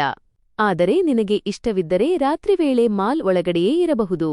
ಇಲ್ಲಿ ಕೆಲಸ ಮಾಡುವ ಬಹಳಷ್ಟು ಕಾರ್ಮಿಕರು ರಾತ್ರಿ ಇಲ್ಲೇ ಮಲಗುತ್ತಾರೆ. ನೀನು ಕೂಡ ಇಲ್ಲೇ ಮಲಗಿಕೋ. ಈಗ ನಾನು ರಾತ್ರಿಯನ್ನು ರಸ್ತೆಯ ಮೇಲೆ ಕಳೆಯಬೇಕಿಲ್ಲ ಎಂದು ತಿಳಿದು ನನ್ನ ಮನಸ್ಸಿಗೆ ನೆಮ್ಮದಿಯಾಯಿತು. ಅಲ್ಲಿ ನನ್ನ ಜೊತೆಗೆ ಕೆಲಸ ಮಾಡುವ ಇನ್ನೂ 2-3 ಹುಡುಗಿಯರಿದ್ದರು. ಅವರೊಂದಿಗೆ ಕೆಲಸ ಮಾಡುವುದು ನನಗೆ ಇಷ್ಟವಾಗುತ್ತಿತ್ತು. ನನ್ನ ತಾಯಿ ಭಾವಿಸಿದ್ದರೂ ನಾನು ಓದಿದ ಮೇಲೆ ನನಗೆ ದೊಡ್ಡ ಕೆಲಸ ಸಿಗುತ್ತದೆ ಎಂದು. ಆದರೆ ಇಲ್ಲಿ ವಿದೇಶದಲ್ಲಿ ಈ ಸ್ವಚ್ಛತೆಯ ಕೆಲಸ ಕೂಡ ನನಗೆ ಯಾವುದೇ ದೊಡ್ಡ ಕೆಲಸಕ್ಕಿಂತ ಕಡಿಮೆಯಿರಲಿಲ್ಲ. ಸಮಯ ಕಳೆಯುತ್ತಾ ಹೋಯಿತು ಮತ್ತು 2 ತಿಂಗಳುಗಳಾದವು. ನನ್ನ ಪರಿಶ್ರಮ ಮ್ಯಾನೇಜರ್ ಅವರ ಮನಸ್ಸನ್ನು ಗೆದ್ದಿತ್ತು. ಅವರು ಈಗ ನನ್ನನ್ನು ತುಂಬಾ ನಂಬುತ್ತಿದ್ದರು ಮತ್ತು ಅವರ ಕಡೆಯಿಂದಲೇ ನನಗೆ 2 ಹೊತ್ತಿನ ಊಟವನ್ನು ನೀಡಲು ಪ್ರಾರಂಭಿಸಿದ್ದರು. ಈಗ ನನ್ನ ವಾಸದ ಸಮಸ್ಯೆಯೂ ಮುಗಿದಿತ್ತು ಮತ್ತು ತಿನ್ನಲು ಕುಡಿಯಲು ತೊಂದರೆಯೂ ಇರಲಿಲ್ಲ. ಈಗ ನನಗೆ ಕೇವಲ ಕೆಲಸ ಮಾಡಿ ನನ್ನ ಸಾಲ ತೀರಿಸಬೇಕಿತ್ತು ಮತ್ತು ಮನೆಗೆ ಹಣ ಕಳುಹಿಸಬೇಕಿತ್ತು. ರವೀಂದ್ರನ ಸಾಲವನ್ನು ನಾನು ಸ್ವಲ್ಪವಾಗಿ ತೀರಿಸಲು ಆರಂಭಿಸಿದೆ ಮತ್ತು ಮನೆಗೂ ಹಣ ಕಳುಹಿಸುತ್ತಿದ್ದೆ. ನನ್ನ ಜೀವನದ ಒಂದು ದಿನಚರಿ ರೂಟೀನ್ ಶುರುವಾಗಿತ್ತು. ಕನಿಷ್ಠ ಪಕ್ಷ ನನ್ನ ಮನೆಯ ಒಲೆಯಾದರೂ ಉರಿಯುತ್ತಿತ್ತು. ನಾನು ನನ್ನ ವೈಯಕ್ತಿಕ ಅವಶ್ಯಕತೆಗಳನ್ನು ಪಕ್ಕಕ್ಕಿಟ್ಟು ಕೇವಲ ಹಣ ಗಳಿಸುವ ಯಂತ್ರದಂತೆ ಆಗಿದ್ದೆ. ಒಂದು ರಾತ್ರಿ ನಾನು ಕೆಲಸ ಮಾಡಿ ದಣಿದು ನೆಲದ ಮೇಲೆ ಮಲಗಲು ಹೋದಾಗ ಅಮ್ಮನ ಕರೆ ಬಂತು. ಅಮ್ಮನ ಧ್ವನಿ ಕೇಳಿದಾಗಲೆಲ್ಲ ನಾನು ಭಾವುಕಳಾಗುತ್ತಿದ್ದೆ. ಈಗಲೂ ನನ್ನ ಕಣ್ಣುಗಳಲ್ಲಿ ನೀರು ಬಂದವು. ನಾನು ಕೇಳಿದೆ, ಅಮ್ಮ, ಹೇಗಿದ್ದೀಯಾ? ಅಮ್ಮ ಹೇಳಿದ್ದರು, ಮಗಳೇ, ನಾನು ಚೆನ್ನಾಗಿದ್ದೇನೆ. ನೀನು ಹೇಗಿದ್ದೀಯಾ ಹೇಳು? ನೀನು ಅಲ್ಲಿ ಚೆನ್ನಾಗಿಯೇ ಇರುತ್ತೀಯಾ? ಅಲ್ಲಿ ವಿದೇಶದಲ್ಲಿ ನಿನಗೆ ಅಷ್ಟು ಒಳ್ಳೆಯ ಕೆಲಸ ಸಿಕ್ಕಿದೆಯಲ್ಲ. ಅಮ್ಮನ ಮಾತನ್ನು ಕೇಳಿ ನಾನು ಏನೂ ಹೇಳಲಿಲ್ಲ. ತಂದೆ ಮತ್ತು ಅಕ್ಕಂದಿರ ಬಗ್ಗೆ ವಿಚಾರಿಸಿದೆ. ನಂತರ ಅಮ್ಮ ಹೇಳತೊಡಗಿದರು, ಮಗಳೇ, ನಿನಗೆ ಒಂದು ಸಿಹಿ ಸುದ್ದಿ ನೀಡಬೇಕು. ನಿನ್ನ ಇಬ್ಬರು ಅಕ್ಕಂದಿರ ಮದುವೆಯ ಸಂಬಂಧ ಖಚಿತವಾಗಿದೆ ಮತ್ತು ನಾನು ಅವರಿಬ್ಬರಿಗೂ ನಿಶ್ಚಿತಾರ್ಥವನ್ನು ಮಾಡಿದ್ದೇನೆ. ಹುಡುಗನ ಕಡೆಯವರು ತುಂಬಾ ಒಳ್ಳೆಯವರು ಮತ್ತು ಮದುವೆಯನ್ನು ಬೇಗ ಮಾಡಲು ಆತುರಪಡುತ್ತಿದ್ದಾರೆ. ಬೇಗ ನಿನ್ನ ಅಕ್ಕಂದಿರ ಮದುವೆಯಾದರೆ ನಂತರ ನಿನ್ನ ವರದಕ್ಷಿಣೆಯ ಬಗ್ಗೆ ವ್ಯವಸ್ಥೆ ಮಾಡುತ್ತೇನೆ. ಮಗಳೇ, ಸದ್ಯಕ್ಕೆ ಸಂಬಂಧ ಮಾತ್ರ ಕುದುರಿದೆ. ಮದುವೆಗೆ ಇನ್ನೂ ಸ್ವಲ್ಪ ಸಮಯವಿದೆ. ನಾನು ಹುಡುಗನ ಮನೆಯವರಿಗೆ ಹೇಳಿದ್ದೇನೆ, ನಾವು ಒಳ್ಳೆ ವರದಕ್ಷಿಣೆ ಕೊಡುತ್ತೇವೆ ಎಂದು. ಅಮ್ಮನ ಧ್ವನಿಯಲ್ಲಿ ಸಂಭ್ರಮವಿತ್ತು. ಆದರೆ ಅವರ ಮಾತನ್ನು ಕೇಳಿ ನನ್ನ ಕಾಲ ಕೆಳಗಿನ ಭೂಮಿ ಕುಸಿದಂತಾಯಿತು ಮತ್ತು ನನ್ನ ಹೃದಯ ಜೋರಾಗಿ ಬಡಿಯತೊಡಗಿತು. ನಾನು ಹೇಳಿದೆ, ಅಮ್ಮ, ನಿಮಗೆ ಇಷ್ಟೊಂದು ಆತುರ ಏಕಿತ್ತು? ನಾನಿಲ್ಲಿಗೆ ಬಂದು ಕೇವಲ 2 ತಿಂಗಳುಗಳಷ್ಟೇ ಆಗಿವೆ. ನಾನಿನ್ನೂ ರವೀಂದ್ರನ ಸಾಲವನ್ನೇ ತೀರಿಸಬೇಕು. ಇಷ್ಟೊಂದು ಹೊರೆಯನ್ನು ನಾನು ಹೇಗೆ ಹೊರಲಿ? ನನ್ನ ಹತ್ತಿರ 1 ರೂಪಾಯಿ ಕೂಡ ಉಳಿದಿಲ್ಲ. ನಾನು ಗೋಡೆಯ ಆಸರೆ ಪಡೆಯುತ್ತಾ ಅಸಹಾಯಕತೆಯಿಂದ ಹೇಳಿದೆ ಮತ್ತು ನನ್ನ ಗಂಟಲು ಒಣಗುತ್ತಿತ್ತು. ನಾನು ನನ್ನ ಮುಷ್ಟಿಗಳನ್ನು ಜೋರಾಗಿ ಬಿಗಿದುಕೊಂಡೆ. ಅಮ್ಮ ಹೇಳತೊಡಗಿದರು, ಮಗಳೇ, ನಾನು ಇಲ್ಲಿ ನಿನ್ನ ಬಗ್ಗೆ ಎಲ್ಲರಿಗೂ ತಿಳಿಸಿದ್ದೆ. ನಮ್ಮ ಮಗಳು ಲಂಡನ್ಗೆ ಕೆಲಸಕ್ಕೆ ಹೋಗಿದ್ದಾಳೆ ಎಂದು. ಇಲ್ಲಿನ ಅಕ್ಕಪಕ್ಕದ ಜನರಿಗೆ ನೀನು ಅಲ್ಲಿ ಬಹಳಷ್ಟು ಸಂಪಾದನೆ ಮಾಡುತ್ತಿದ್ದೀಯಾ ಎಂದು ಅನಿಸಿತು.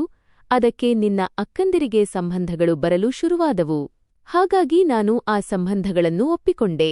ಆದರೆ ಹುಡುಗನ ಕಡೆಯವರು ಮದುವೆ ಮಾಡಲು ತುಂಬಾ ಒತ್ತಾಯಿಸುತ್ತಿದ್ದಾರೆ. ನಾವು ಮದುವೆಯನ್ನು ಬೇಗ ಮಾಡದಿದ್ದರೆ ಈ ಸಂಬಂಧ ಮುರಿದು ಹೋಗುತ್ತದೆ. ನಿನ್ನ ಅಕ್ಕಂದಿರ ಮದುವೆ ನಿಶ್ಚಯವಾಗಲು ಎಷ್ಟು ಕಷ್ಟವಾಗಿದೆ ಎಂಬುದು ನಿನಗೆ ತಿಳಿದಿದೆ. ನೀನು ಹೇಗಾದರೂ ಮಾಡಿ ಸ್ವಲ್ಪ ಹಣದ ವ್ಯವಸ್ಥೆ ಮಾಡು. ವರದಕ್ಷಿಣೆ ಮತ್ತು ಮದುವೆಯ ತಯಾರಿ ಮಾಡಬೇಕಿದೆ. ಕನಿಷ್ಠ 34 ಲಕ್ಷ ರೂಪಾಯಿಗಳ ವ್ಯವಸ್ಥೆ ಮಾಡು. ಅಮ್ಮನ ಧ್ವನಿ ಈಗ ಅಳುವಂತಿತ್ತು ಮತ್ತು ಅವರ ಅಸಹಾಯಕತೆಯನ್ನು ನನಗೆ ಸಹಿಸಿಕೊಳ್ಳಲು ಸಾಧ್ಯವಾಗುತ್ತಿರಲಿಲ್ಲ. ಅವರ ಬಿಕ್ಕಳಿಕೆ ನನ್ನ ಹೃದಯಕ್ಕೆ ಖಡ್ಗದಿಂದ ಇರಿದಂತಾಗುತ್ತಿತ್ತು. ನನ್ನ ಸ್ವಂತ ಖರ್ಚುಗಳೇ ಇನ್ನೂ ಪೂರ್ಣವಾಗಿ ಸರಿದೂಗಿರಲಿಲ್ಲ. ಮದುವೆಗಾಗಿ ಅಷ್ಟೊಂದು ಹಣವನ್ನು ನಾನು ಎಲ್ಲಿಂದ ಜಮಾಯಿಸಲಿ? ನನ್ನ ತಲೆ ಸಿಡಿಯುವಂತಾಗುತ್ತಿತ್ತು. ಆದರೂ ನಾನು ಅಮ್ಮನಿಗೆ ಹೇಳಿದೆ, ಅಮ್ಮ, ನೀವು ಚಿಂತಿಸಬೇಡಿ. ನಾನು ಹಣದ ವ್ಯವಸ್ಥೆ ಮಾಡುತ್ತೇನೆ. ನೀವು ಕೇವಲ ಮದುವೆಯ ತಯಾರಿ ನಡೆಸಿ. ದೇವರು ಎಲ್ಲವನ್ನೂ ಸರಿಪಡಿಸುತ್ತಾನೆ. ಅಮ್ಮನ ಮಾತಿಗೆ ನಾನು ಸುಳ್ಳು ಭರವಸೆಯನ್ನೇನೋ ನೀಡಿದ್ದೆ, ಆದರೆ ನನ್ನ ಎದೆಯ ಮೇಲೆ ಕೈಯಿಟ್ಟುಕೊಂಡಿದ್ದೆ. ನನ್ನ ವಯಸ್ಸಿನ ಮಿತಿಗಿಂತ ಹೆಚ್ಚಿನ ಜವಾಬ್ದಾರಿ ನನ್ನ ಮೇಲೆ ಬಿದ್ದಿತ್ತು. ಇಂದು ನನಗೆ ಅನಿಸುತ್ತಿತ್ತು, ನನಗೊಬ್ಬ ಸಹೋದರನಿದ್ದಿದ್ದರೆ ಅಥವಾ ನನ್ನ ತಂದೆ ಆರೋಗ್ಯವಾಗಿದ್ದಿದ್ದರೆ ಬಹುಶಃ ನನ್ನ ಮೇಲೆ ಇಷ್ಟು ದೊಡ್ಡ ಜವಾಬ್ದಾರಿ ಇರುತ್ತಿರಲಿಲ್ಲವೇನೋ ಎಂದು. ಆ ರಾತ್ರಿ ನಾನು ಒಂದು ಕ್ಷಣವೂ ನಿದ್ದೆ ಮಾಡಲು ಸಾಧ್ಯವಾಗಲಿಲ್ಲ. ನಾನು ಬಹಳ ಕಷ್ಟದಿಂದ ನೋವನ್ನು ಸಹಿಸಿಕೊಂಡಿದ್ದೆ. ನನ್ನೊಂದಿಗೆ ಇಲ್ಲಿ ಏನಾಗುತ್ತಿದೆ ಮತ್ತು ನಾನು ಇಲ್ಲಿ ಯಾವ ಕೆಲಸ ಮಾಡುತ್ತಿದ್ದೇನೆ ಎಂದು ಒಂದು ದಿನವೂ ನನ್ನ ಮನೆಯವರಿಗೆ ತಿಳಿಸಿರಲಿಲ್ಲ, ಏಕೆಂದರೆ ಅವರು ಈಗಾಗಲೇ ಬಹಳಷ್ಟು ಚಿಂತೆಯಲ್ಲಿದ್ದರು. ಮರುದಿನ ಮಾಲ್ನಲ್ಲಿ ಎಂದಿನಂತೆ ಜನಜಂಗುಳಿ ಇತ್ತು. ನನ್ನ ತಲೆ ನೋಯುತ್ತಿತ್ತು, ಆದರೂ ನಾನು ಕೆಲಸ ಮಾಡುತ್ತಲೇ ಇದ್ದೆ. ನನ್ನ ಕೈಯಲ್ಲಿ ಮಾಪ್, ನೆಲ ಒರೆಸುವ ಕೋಲು ಇತ್ತು. ಮಾಲ್ಗೆ ಸಾಕಷ್ಟು ಜನರು ಶಾಪಿಂಗ್ ಮಾಡಲು ಬರುತ್ತಿದ್ದರು. ಆದರೆ ಒಬ್ಬ ವ್ಯಕ್ತಿ ಮಾತ್ರ ಸತತವಾಗಿ ನನ್ನನ್ನೇ ಗಮನಿಸುತ್ತಿದ್ದ ಮತ್ತು ನಾನು ಸ್ವಚ್ಛತೆ ಮಾಡುವುದನ್ನು ಪದೇ ಪದೇ ನೋಡುತ್ತಿದ್ದ. ನಾನು ಅವನನ್ನು ನಿರ್ಲಕ್ಷಿಸಿ ನನ್ನ ಕೆಲಸದಲ್ಲಿ ತೊಡಗಿದ್ದೆ. ಆದರೆ ಸ್ವಲ್ಪ ಸಮಯದ ನಂತರ ಅವನು ನಿಧಾನವಾಗಿ ನಡೆದುಕೊಂಡು ನನ್ನ ಹತ್ತಿರ ಬಂದು ಹೇಳಿದ, hi, are you Indian girl? Hi, ನೀನು ಭಾರತೀಯ ಹುಡುಗಿಯೇ? ನಾನು ಕೂಡ ಭಾರತೀಯನೇ. ನಾನು ಸಂಕೋಚದಿಂದ ಹೇಳಿದೆ, ಹೌದು. ಅದಕ್ಕವನು, ನಿನ್ನಂತಹ ಸುಂದರ ಭಾರತೀಯ ಹುಡುಗಿ ಇಲ್ಲಿ ಈ ಕೆಲಸ ಮಾಡುತ್ತಿರುವುದನ್ನು ನೋಡಿ ನನಗೆ ಬೇಸರವಾಗುತ್ತಿದೆ ಎಂದನು. ಅವನು ತನ್ನ ಜೇಬಿನಿಂದ ಸ್ವಲ್ಪ ಹಣ ತೆಗೆದು ನನ್ನ ಕಡೆ ಚಾಚುತ್ತಾ, ಇದು ನನ್ನ ಕಡೆಯಿಂದ ನಿನಗೆ ಅಲ್ಪ ಕಾಣಿಕೆ. ಕೇವಲ ಸಹಾನುಭೂತಿಯಿಂದ ಇದನ್ನು ಇಟ್ಟುಕೋ ಎಂದನು. ನಾನು ಹೇಳಿದೆ, ಇಲ್ಲ ಸರ್, ನಾನು ಇಲ್ಲಿ ಕೆಲಸ ಮಾಡುತ್ತಿದ್ದೇನೆ. ನನಗೆ ಸಿಗುವ ಸಂಬಳದಲ್ಲಿ ನಾನು ಸಂತೋಷವಾಗಿದ್ದೇನೆ. ನನಗೆ ನಿಮ್ಮ ಸಹಾನುಭೂತಿಯ ಅಗತ್ಯವಿಲ್ಲ. ಅವನು ಹೇಳಿದ, ನಾನು ಒಬ್ಬ ಭಾರತೀಯ ಮತ್ತು ನೀನು ಕೂಡ ಭಾರತೀಯಳು. ಕೇವಲ ಭಾರತೀಯ ಎಂಬ ಕಾರಣಕ್ಕೆ ನಿನಗೆ ಸಹಾಯವಾಗಿ ಈ ಹಣ ನೀಡುತ್ತಿದ್ದೇನೆ. ಉಳಿದಂತೆ ನನ್ನಲ್ಲಿ ಯಾವುದೇ ತಪ್ಪು ಉದ್ದೇಶವಿಲ್ಲ. ನಾನು ಮತ್ತೆ ನಿರಾಕರಿಸಿದಾಗ ಅವನು ಹೇಳಿದ, ನನ್ನ ಸಂತೋಷಕ್ಕಾಗಿ ಇದನ್ನು ಇಟ್ಟುಕೋ. ನಾನು ಮತ್ತೆ ಇಲ್ಲಿಗೆ ಬರುವುದಿಲ್ಲ ಮತ್ತು ನಿನ್ನ ಮ್ಯಾನೇಜರ್ ಹತ್ತಿರ ದೂರು ನೀಡುತ್ತೇನೆ. ಅವನ ಒತ್ತಾಯಕ್ಕೆ ಮಣಿದು ನಾನು ಅನಿವಾರ್ಯವಾಗಿ ಆ ಹಣವನ್ನು ನನ್ನ ಬಳಿ ಇಟ್ಟುಕೊಂಡೆ ಮತ್ತು ಅದರ ನಂತರ ಅವನು ಅಲ್ಲಿಂದ ಹೊರಟು ಹೋದನು. ಆ ದಿನ ಜೀವನದಲ್ಲಿ ಒಂದು ವಿಚಿತ್ರ ತಿರುವು ಬಂದಿತ್ತು. ಮರುದಿನ ಬೆಳಿಗ್ಗೆ ಮಾಲ್ನ ಬಾಗಿಲು ತೆರೆದಾಗ ಮತ್ತು ನಾನು ಬಾಗಿಲುಗಳನ್ನು ಸ್ವಚ್ಛಗೊಳಿಸಲು ಹೊರಗೆ ಬಂದಾಗ ರಸ್ತೆಯ ಮೇಲೆ ಇದ್ದಕ್ಕಿದ್ದಂತೆ ಒಂದು ಕಪ್ಪು ಬಣ್ಣದ ಐಷಾರಾಮಿ ಕಾರು ಬಂದು ನಿಂತಿತು. ಅದರ ಗಾಜು ಕೆಳಗಿಳಿದಾಗ ಅದೇ ವ್ಯಕ್ತಿ ಕಾರಿನಲ್ಲಿದ್ದ. ನೀನು ನಿನ್ನೆ ನಾನು ಮಾಲ್ ಒಳಗಡೆ ಮಾತನಾಡಿಸಿದ ಅದೇ ಹುಡುಗಿ ತಾನೆ? ನಾನು ಇಲ್ಲಿಗೇನೂ ಬರಲಿಲ್ಲ, ಇಲ್ಲಿಂದ ಹಾದು ಹೋಗುತ್ತಿದ್ದೆ. ಆಗ ನೀನು ಕಂಡೆ. ನಿನ್ನ ಜೊತೆ ಮಾತನಾಡೋಣ ಎಂದು ಅನಿಸಿತು. ನನ್ನ ಮಾತು ಕೇಳು, ಇಲ್ಲಿ ಬಾ. ನಾನು ಅವನ ಕಾರಿನ ಹತ್ತಿರ ಹೋದೆ. ಅವನು ಕಾರಿನ ಇಂಜಿನ್ ಆಫ್ ಮಾಡಿದನು. ನಾನು ಕೇಳಿದೆ, ಹೌದು ಸರ್, ನಿಮಗೆ ಏನಾದರೂ ಕೆಲಸವಿದೆಯೇ? ಅವನು ತಲೆ ತೂಗಿ ಜಾಗರೂಕತೆಯಿಂದ ಕಾರಿನಿಂದ ಹೊರಬಂದು ನಿಂತುಕೊಂಡನು. ನನ್ನ ಮೆದುಳಿನಲ್ಲಿ ಅಪಾಯದ ಗಂಟೆ ಬಾರಿಸಿತು. ಅವನು ನನಗೆ ಹೇಳಿದ, ನಾನು ನಿನಗೆ ನನ್ನ ಮನೆಯಲ್ಲಿ ಕೆಲಸ ನೀಡಲು ಬಯಸುತ್ತೇನೆ. ನೀನು ಇಲ್ಲಿ ಮಾಡುವ ಕೆಲಸವನ್ನೇ ನನ್ನ ಮನೆಯಲ್ಲಿ ಮಾಡು. ಮನೆ ಸ್ವಚ್ಛಗೊಳಿಸುವುದು ನಿನಗೆ ಅಡುಗೆ ಮಾಡಲು ಬರುತ್ತದೆಯೇ? ನಾನು ಹೌದು, ಬರುತ್ತದೆ ಎಂದೆ. ಅವನು ಹೇಳಿದ, ಸರಿ, ಹಾಗಾದರೆ ಅಡುಗೆ ಮನೆಯನ್ನು ನೀನೇ ನೋಡಿಕೊಳ್ಳಬೇಕು. ನನ್ನ ಮನೆಯಲ್ಲಿ ಈಗಾಗಲೇ ಸಾಕಷ್ಟು ಜನ ಕೆಲಸಗಾರರಿದ್ದಾರೆ. ಆದರೆ ನೀನು ಭಾರತೀಯಳಾದ ಕಾರಣ ನೀನು ಈ ಮಾಲ್ನಲ್ಲಿ ಕಷ್ಟಪಡುತ್ತಿರುವುದು ನನಗೆ ಇಷ್ಟವಾಗುತ್ತಿಲ್ಲ. ನಾನು ನಿನಗೆ ಈ ಮಾಲ್ಗಿಂತಲೂ ಹೆಚ್ಚಿನ ಸಂಬಳ ನೀಡುತ್ತೇನೆ. ನಾನು ಮೌನವಾಗಿ ಅವನನ್ನೇ ನೋಡುತ್ತಾ ನಿಂತೆ. ಅವನ ಮಾತುಗಳನ್ನು ಅರಗಿಸಿಕೊಳ್ಳುವುದು ನನಗೆ ಕಷ್ಟವಾಗಿತ್ತು. ನಾನು ಯಾವುದೇ ಉತ್ತರ ನೀಡದೆ ಅಲ್ಲಿಂದ ವೇಗವಾಗಿ ಒಳಗಡೆ ನಡೆದು ಹೋದೆ. ನಾನು ಅವನಿಗೆ ಹೌದು ಎಂದು ಹೇಳಲಿಲ್ಲ ಅಥವಾ ಇಲ್ಲ ಎಂದು ಹೇಳಲಿಲ್ಲ. ಅವನು ನನ್ನನ್ನು ಕೂಗುತ್ತಿದ್ದ, ಆದರೆ ನಾನು ಅವನನ್ನು ನಿರ್ಲಕ್ಷಿಸಿದೆ. ಏಕೆಂದರೆ ನನಗೆ ಸಿಕ್ಕಿರುವ ಈ ಕಾಯಂ ಕೆಲಸವು ಕೈತಪ್ಪಿ ಹೋಗುವುದು ನನಗೆ ಇಷ್ಟವಿರಲಿಲ್ಲ. ಈ ಮನುಷ್ಯ ನನ್ನಿಂದ ಎಂತಹ ಕೆಲಸ ಮಾಡಿಸಲು ಬಯಸುತ್ತಾನೋ ಎಂಬ ಭಯ ನನಗಿತ್ತು ಮತ್ತು ಒಬ್ಬಂಟಿ ವ್ಯಕ್ತಿಯ ಮನೆಯಲ್ಲಿ ಕೆಲಸ ಮಾಡುವುದು ನನಗೆ ಸ್ವಲ್ಪ ವಿಚಿತ್ರ ಮತ್ತು ಅಪಾಯಕಾರಿ ಎಂದು ಅನಿಸಿತು. ಲಂಡನ್ನಂತಹ ದೇಶದಲ್ಲಿ ಒಬ್ಬ ಬಡ ಮತ್ತು ಪರದೇಶಿ ಯುವತಿ ಯಾವುದೇ ಸಂಕಷ್ಟಕ್ಕೆ ಸಿಲುಕುವುದು ತುಂಬಾ ಸುಲಭವಾಗಿತ್ತು. ಆ ದಿನವಂತೂ ನಾನು ಅವನಿಗೆ ಯಾವುದೇ ಉತ್ತರ ನೀಡಲಿಲ್ಲ. ಆದರೆ ಆಮೇಲೆ ಪ್ರತಿದಿನವೂ ಹೀಗೆಯೇ ಆಗುತ್ತಿತ್ತು. ಅವನು ಒಮ್ಮೆ ಮಾಲ್ ಒಳಗಡೆ ಬರುತ್ತಿದ್ದ, ಮಗದೊಮ್ಮೆ ಮಾಲ್ ಹೊರಗಡೆ ನನಗೆ ಎದುರಾಗುತ್ತಿದ್ದ.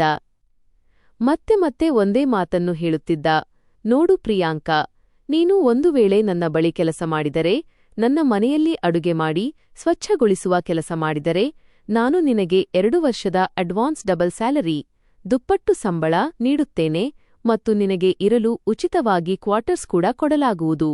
ನನ್ನ ಮನೆಯಲ್ಲಿ ನೀನೊಬ್ಬಳೇ ಅಲ್ಲ, ನಿನ್ನಂತೆಯೇ ಇನ್ನೂ ಅನೇಕ ಭಾರತೀಯ ಹುಡುಗಿಯರು ಕೆಲಸಕ್ಕೆ ಸೇರಿಕೊಂಡಿದ್ದಾರೆ. ಹೀಗೆಯೇ ಅನೇಕ ದಿನಗಳು ಕಳೆದು ಹೋದವು. ಆದರೆ ಒಂದು ದಿನ ಅವನು ನನಗೆ ಅಂತಹ ಒಂದು ಆಫರ್ ನೀಡಿದನು. ಅದು ನನ್ನ ಮೆದುಳಿನ ಪ್ರತಿ ನರವನ್ನೂ ಅಲುಗಾಡಿಸಿಬಿಟ್ಟಿತು.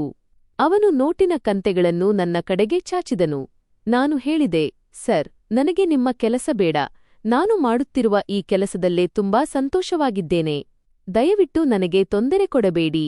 ನಾನು ಕಟ್ಟುನಿಟ್ಟಾದ ಮತ್ತು ನೇರವಾದ ಧಾಟಿಯಲ್ಲಿ ಅವನಿಗೆ ಉತ್ತರಿಸಿದೆ ಮತ್ತು ನನ್ನ ದೃಷ್ಟಿಯನ್ನು ಬೇರೆಡೆಗೆ ತಿರುಗಿಸಿಕೊಂಡೆ.